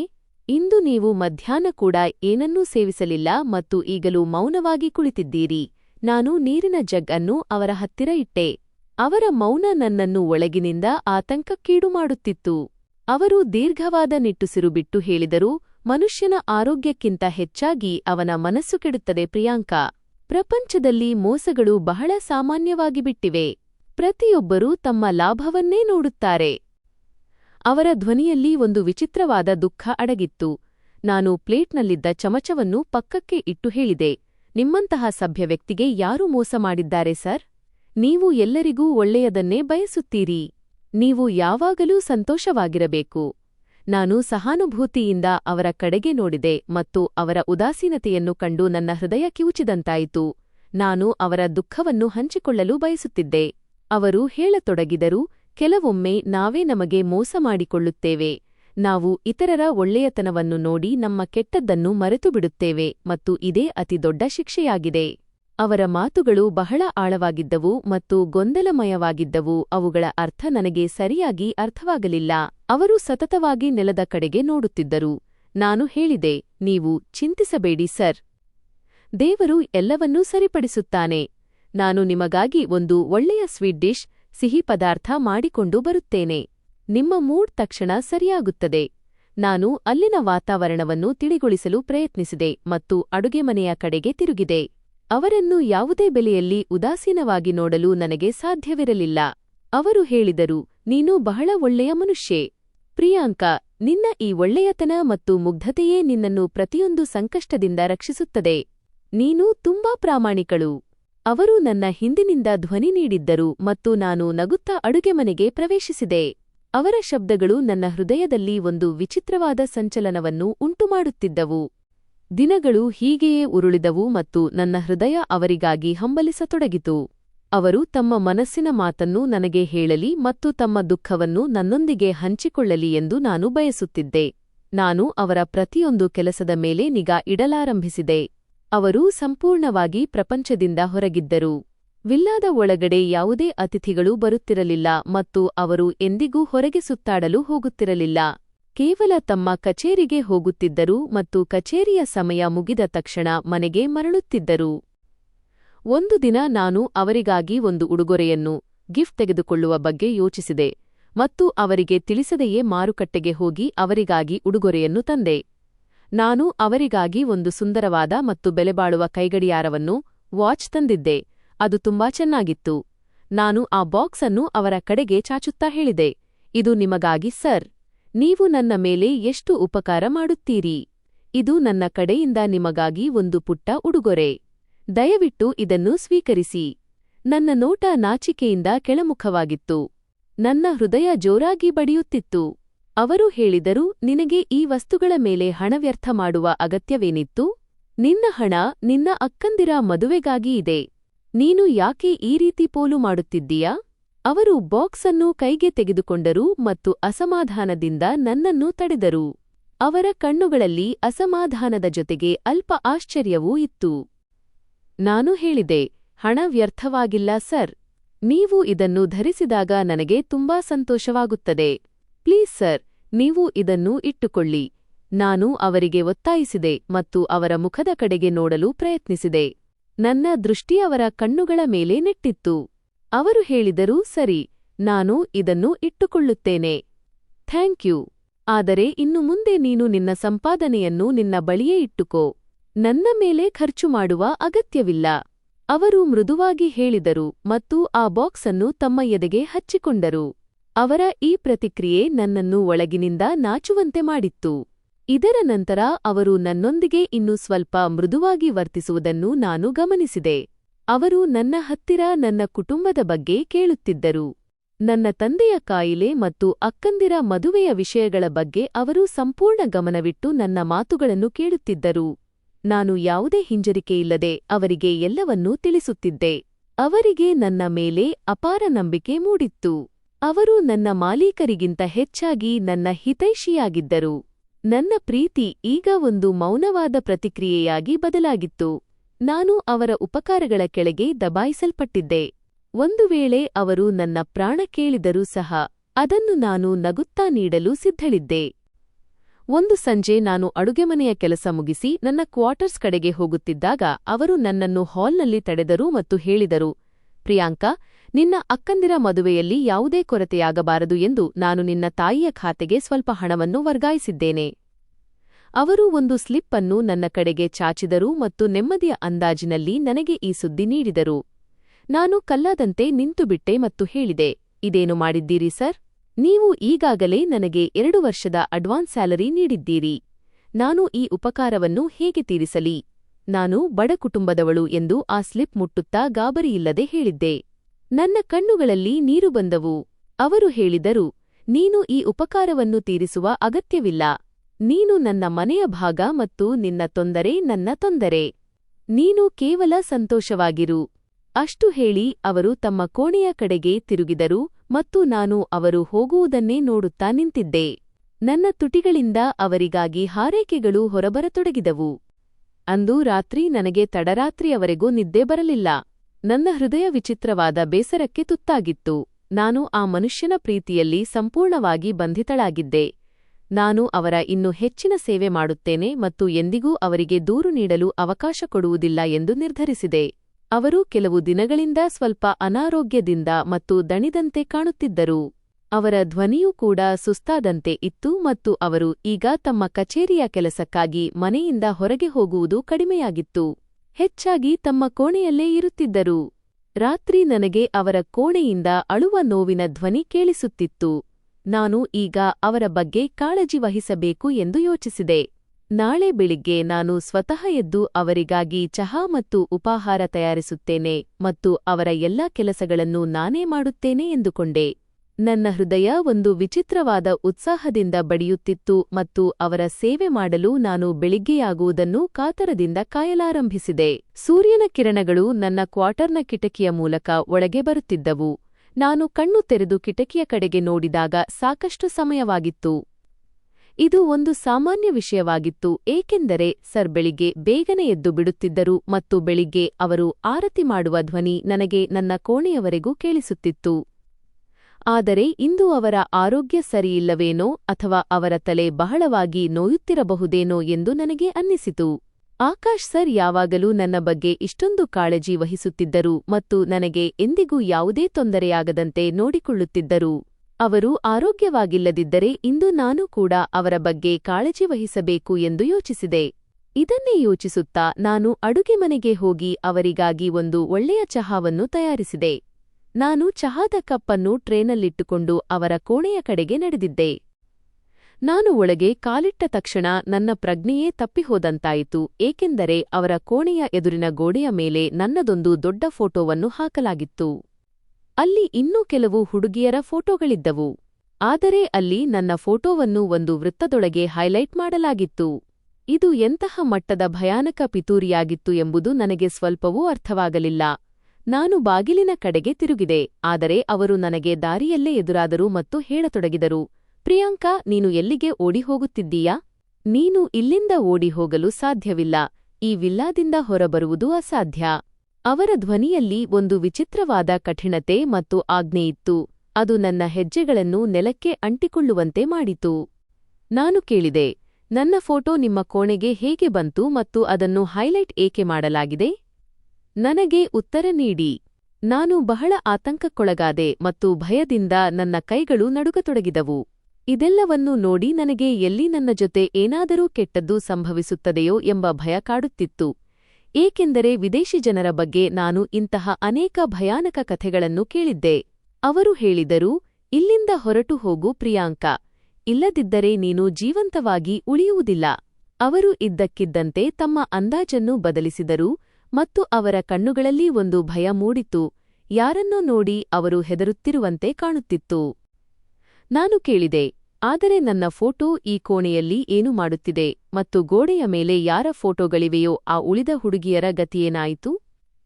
ಗೋಡೆಯ ಮೇಲಿದ್ದ ನನ್ನ ಫೋಟೋದ ಮೇಲೆ ಕೆಂಪು ಬಣ್ಣದ ಗುರುತು ಹಾಕಿರುವುದನ್ನು ನೋಡುತ್ತಾ ನಾನು ಕೇಳಿದೆ. ನನ್ನ ಹೃದಯ ಎದೆಯಿಂದ ಹೊರಬರುವಷ್ಟು ಜೋರಾಗಿ ಬಡಿಯುತ್ತಿತ್ತು. ಅವರು ಹೇಳಿದರು, ಇಲ್ಲಿ ಬಹಳಷ್ಟು ಫೋಟೋಗಳಿವೆ. ಬಹಳಷ್ಟು ಜನರೊಂದಿಗೆ ನಾನು ತಪ್ಪು ಮಾಡಿದ್ದೇನೆ ಮತ್ತು ಈಗ ನಿನ್ನ ಸರದಿಯಾಗಿತ್ತು. ಆಕಾಶ್ ಸರ್ ನನ್ನ ಜೊತೆಗೆ ಅದೇ ಕೋಣೆಗೆ ಬಂದರು ಮತ್ತು ಅವರು ಬಾಗಿಲನ್ನು ಮುಚ್ಚಿ ಒಂದು ಅತ್ಯಂತ ಭಯಾನಕ ಸತ್ಯದ ಪರದೆಯನ್ನು ಸರಿಸಿದರು. ನಾನು ಕೇಳಿದೆ, ನಿಮ್ಮ ಮಾತಿನ ಅರ್ಥವೇನು? ನಾನಂತೂ ನಿಮ್ಮನ್ನು ಒಬ್ಬ ಸಭ್ಯ ಮತ್ತು ಸಂಸ್ಕಾರಿ ಮನುಷ್ಯ ಎಂದು ಭಾವಿಸಿದ್ದೆ. ಆದರೆ ನೀವು ನನ್ನ ಜೊತೆ ಏನು ಮಾಡಲಿದ್ದೀರಿ?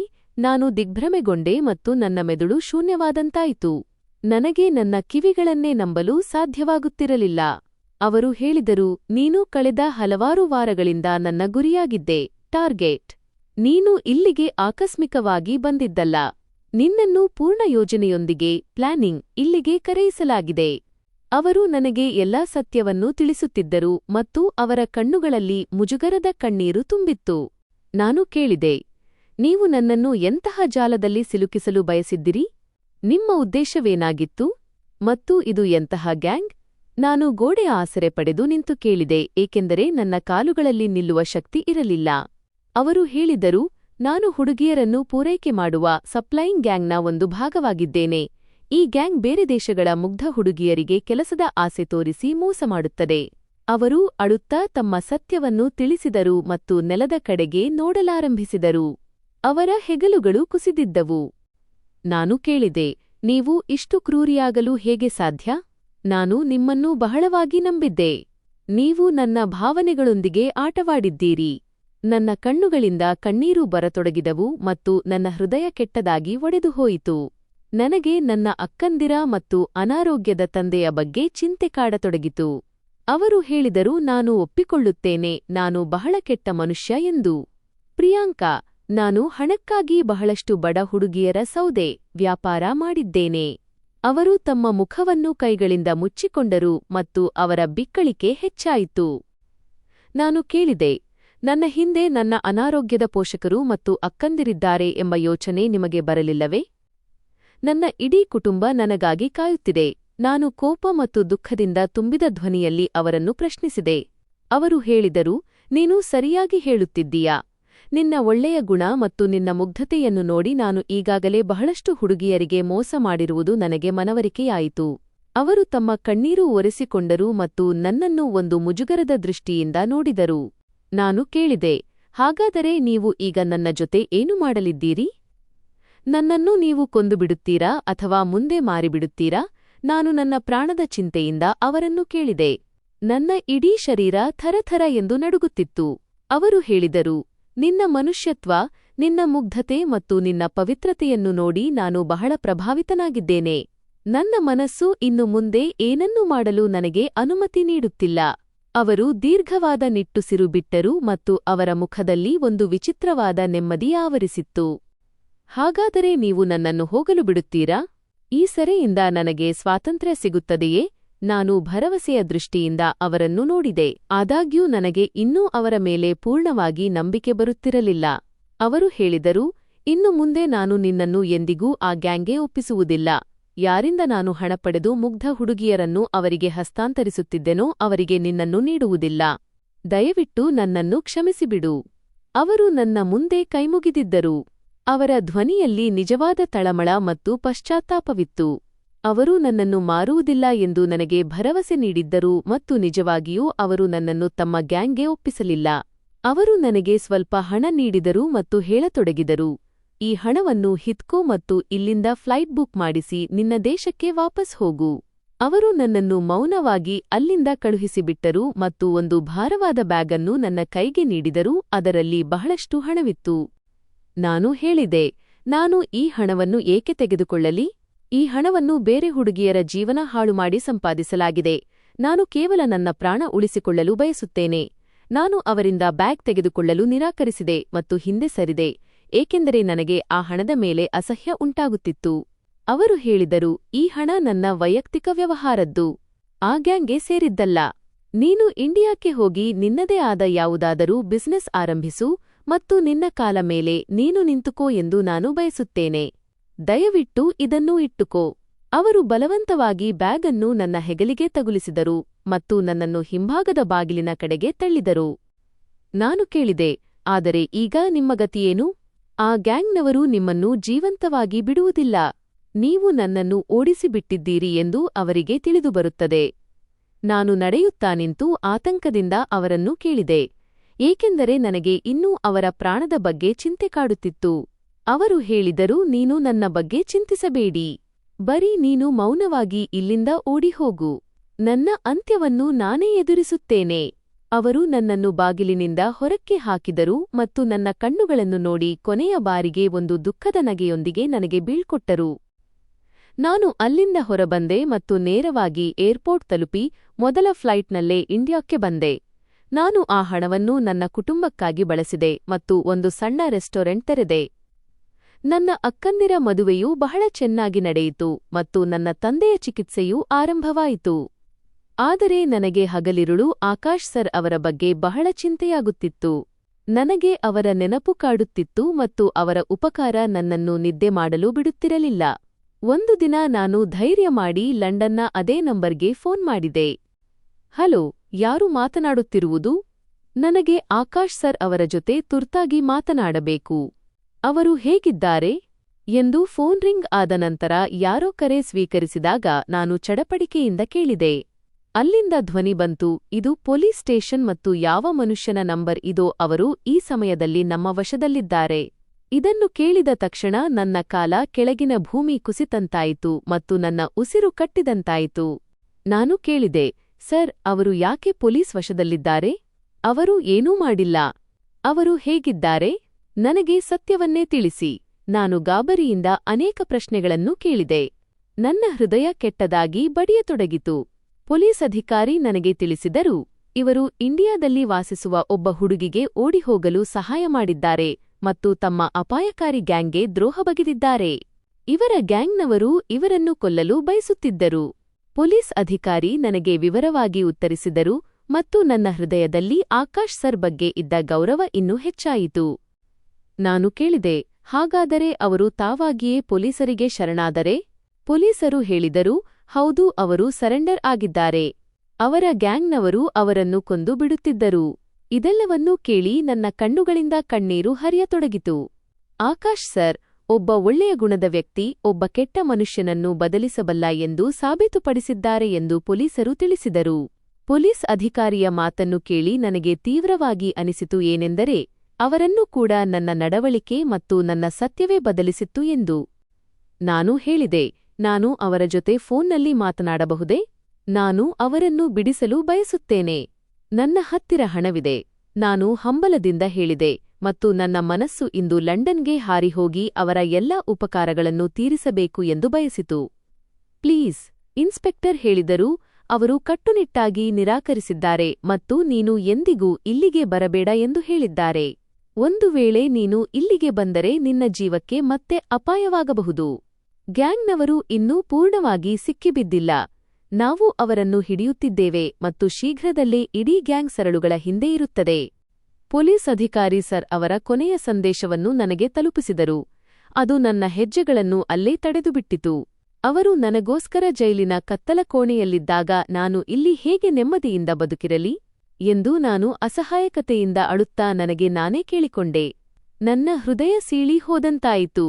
ಆಕಾಶ್ ಸರ್ ಹೇಳಿದ್ದರು, ನಿನಗೆ ಇಲ್ಲಿಗೆ ಬರುವ ಯಾವುದೇ ಅಗತ್ಯವಿಲ್ಲ. ನಾನು ಮಾಡಿದ್ದಕ್ಕೆ ನನಗೆ ಶಿಕ್ಷೆ ಸಿಗಲಿ. ನಾನು ನನ್ನ ಪಾಪಗಳಿಗಾಗಿ ಕ್ಷಮೆ ಕೇಳುತ್ತಿದ್ದೇನೆ. ಪೊಲೀಸ್ ಅಧಿಕಾರಿ ಫೋನ್ ಕಟ್ ಮಾಡುವ ಮೊದಲು ಈ ಕೊನೆಯ ಮಾತನ್ನು ತಿಳಿಸಿದರು ಮತ್ತು ಲೈನ್ ಕಟ್ ಆಯಿತು. ನಂತರ ನನಗೆ ಸುದ್ದಿಯ ಮೂಲಕ ತಿಳಿಯಿತು ಏನೆಂದರೆ, ಮುಗ್ಧ ಹುಡುಗಿಯರಿಗೆ ಮೋಸ ಮಾಡಿ ತಮ್ಮ ಜಾಲಕ್ಕೆ ಬೀಳಿಸಿಕೊಂಡು ಅವರನ್ನು ಮಾರುತ್ತಿದ್ದ ಆ ಇಡೀ ಗ್ಯಾಂಗ್ ಈಗ ಸಿಕ್ಕಿಬಿದ್ದಿದೆ ಎಂದು. ಕೆಲವು ಹುಡುಗಿಯರಿಗೆ ಕೆಲಸದ ಆಮಿಷ ಒಡ್ಡಲಾಗುತ್ತಿತ್ತು, ಕೆಲವು ಹುಡುಗಿಯರನ್ನು ಅಪಹರಣ ಮಾಡಲಾಗುತ್ತಿತ್ತು, ಇನ್ನು ಕೆಲವು ನೀಚ ಜನರು ಹಣದ ಆಸೆಗಾಗಿ ತಮ್ಮ ಮನೆಯ ಅಕ್ಕ ತಂಗಿಯರನ್ನು ಮತ್ತು ಹೆಣ್ಣು ಮಕ್ಕಳನ್ನು ಅವರ ವಶಕ್ಕೆ ನೀಡುತ್ತಿದ್ದರು. ಮನುಷ್ಯನ ಅತಿಯಾದ ಆಸೆ ಅವನನ್ನು ಕೆಲವೊಮ್ಮೆ ಬಹಳ ದೊಡ್ಡ ಸಂಕಷ್ಟಕ್ಕೆ ಸಿಲುಕಿಸಬಹುದು. ಆ ಸಮಯ ಈಗ ಕಳೆದು ಹೋಗಿದೆ. ನಾನು ಇಂದು ಕೂಡ ಆ ದಿನಗಳನ್ನು ನೆನಪು ಮಾಡಿಕೊಂಡರೆ ನನ್ನ ಆತ್ಮವೇ ನಡುಗುತ್ತದೆ. ಈಗ ನನ್ನ ಮದುವೆ ಒಬ್ಬ ಒಳ್ಳೆಯ ವ್ಯಕ್ತಿಯೊಂದಿಗೆ ನಡೆದಿದೆ. ಅವರು ನನ್ನನ್ನು ಬಹಳ ಚೆನ್ನಾಗಿ ನೋಡಿಕೊಳ್ಳುತ್ತಾರೆ ಮತ್ತು ಅವರು ಶ್ರೀಮಂತರಾಗಿದ್ದಾರೆ. ನಾನು ನನ್ನ ಪತಿಯೊಂದಿಗೆ ಸೇರಿ ನನ್ನ ಚಿಕ್ಕ ರೆಸ್ಟೋರೆಂಟ್ ಅನ್ನು ಈಗ ಒಂದು ದೊಡ್ಡ ಹೋಟೆಲ್ ಆಗಿ ಪರಿವರ್ತಿಸಿದ್ದೇನೆ. ಈ ಕಥೆಯು ವಿದೇಶಕ್ಕೆ ಹೋಗಿ ಕೆಲಸ ಮಾಡುವುದನ್ನು ಒಂದು ಸುಂದರ ಕನಸು ಎಂದು ಭಾವಿಸಿರುವ ಜನರಿಗೆ ಒಂದು ಪಾಠವಾಗಿದೆ. ಆದರೆ ಇದು ಒಂದು ಕಹಿ ವಾಸ್ತವ. ನಾನು ಇಂದು ಕೂಡ ಆಕಾಶ್ ಸರ್ ಅವರನ್ನು ನೆನಪಿಸಿಕೊಳ್ಳುತ್ತೇನೆ ಮತ್ತು ಅವರಿಗಾಗಿ ಪ್ರಾರ್ಥಿಸುತ್ತೇನೆ, ಏಕೆಂದರೆ ಅವರು ತಮ್ಮ ಪ್ರಾಣವನ್ನು ಅಪಾಯಕ್ಕೆ ಸಿಲುಕಿಸಿ ನನ್ನ ಗೌರವ ಮತ್ತು ಭವಿಷ್ಯವನ್ನು ಉಳಿಸಿದರು. ನನ್ನ ಈ ಸಂದೇಶವು ವಿಶೇಷವಾಗಿ ಹುಡುಗಿಯರಿಗಾಗಿ ಇದೆ. ಯಾರೂ ಇತರರನ್ನು ಕುರುಡಾಗಿ ನಂಬಬೇಡಿ. ಎಚ್ಚರಿಕೆಯಿಂದ ಮತ್ತು ತಾಳ್ಮೆಯಿಂದ ನಿಮ್ಮ ಮನೆಯ ಸಮಸ್ಯೆಗಳನ್ನು ನಿಭಾಯಿಸಿ. ಯಾವುದೇ ಕೆಲಸವನ್ನು ಒಬ್ಬಂಟಿಯಾಗಿ ಮಾಡಬೇಡಿ. ಒಬ್ಬಂಟಿಯಾಗಿ ಯಾವುದೇ ದೇಶಕ್ಕೆ ಹೋಗಬೇಡಿ, ಏಕೆಂದರೆ ಅಂತಹ ಗ್ಯಾಂಗ್ನ ಜನರಿಗೆ ಒಬ್ಬಂಟಿಯಾಗಿರುವ ಹುಡುಗಿಯರನ್ನು ಗುರಿಯಾಗಿಸುವುದು ಬಹಳ ಸುಲಭವಾಗಿರುತ್ತದೆ. ಆದ್ದರಿಂದ ನಿಮ್ಮ ಬಗ್ಗೆ ಕಾಳಜಿ ವಹಿಸಿ ಮತ್ತು ಸಾಧ್ಯವಾದರೆ ನಿಮ್ಮದೇ ದೇಶದಲ್ಲಿದ್ದುಕೊಂಡು ನಿಮ್ಮ ಸಮಸ್ಯೆಗಳಿಗೆ ಪರಿಹಾರ ಕಂಡುಕೊಳ್ಳಿ. ಸ್ನೇಹಿತರೆ, ನಮ್ಮ ಈ ಕಥೆ ನಿಮಗೆ ಇಷ್ಟವಾಗಿದೆ ಎಂದು ಭಾವಿಸುತ್ತೇನೆ. ಕಥೆ ಇಷ್ಟವಾಗಿದ್ದರೆ ವಿಡಿಯೋವನ್ನು ಲೈಕ್ ಮಾಡಿ. ಚಾನೆಲ್ಗೆ ಹೊಸಬರಾಗಿದ್ದರೆ ಚಾನೆಲ್ ಅನ್ನು ಸಬ್ಸ್ಕ್ರೈಬ್ ಮಾಡಿ ಮತ್ತು ಹೌದು, ನೋಟಿಫಿಕೇಶನ್ ಬೆಲ್ ಅನ್ನು ಒತ್ತಲು ಮರೆಯಬೇಡಿ. ಇದರಿಂದ ನಮ್ಮ ಮುಂದಿನ ಅಪ್ಡೇಟ್ ಎಲ್ಲರಿಗಿಂತ ಮೊದಲು ನಿಮಗೆ ತಲುಪುತ್ತದೆ.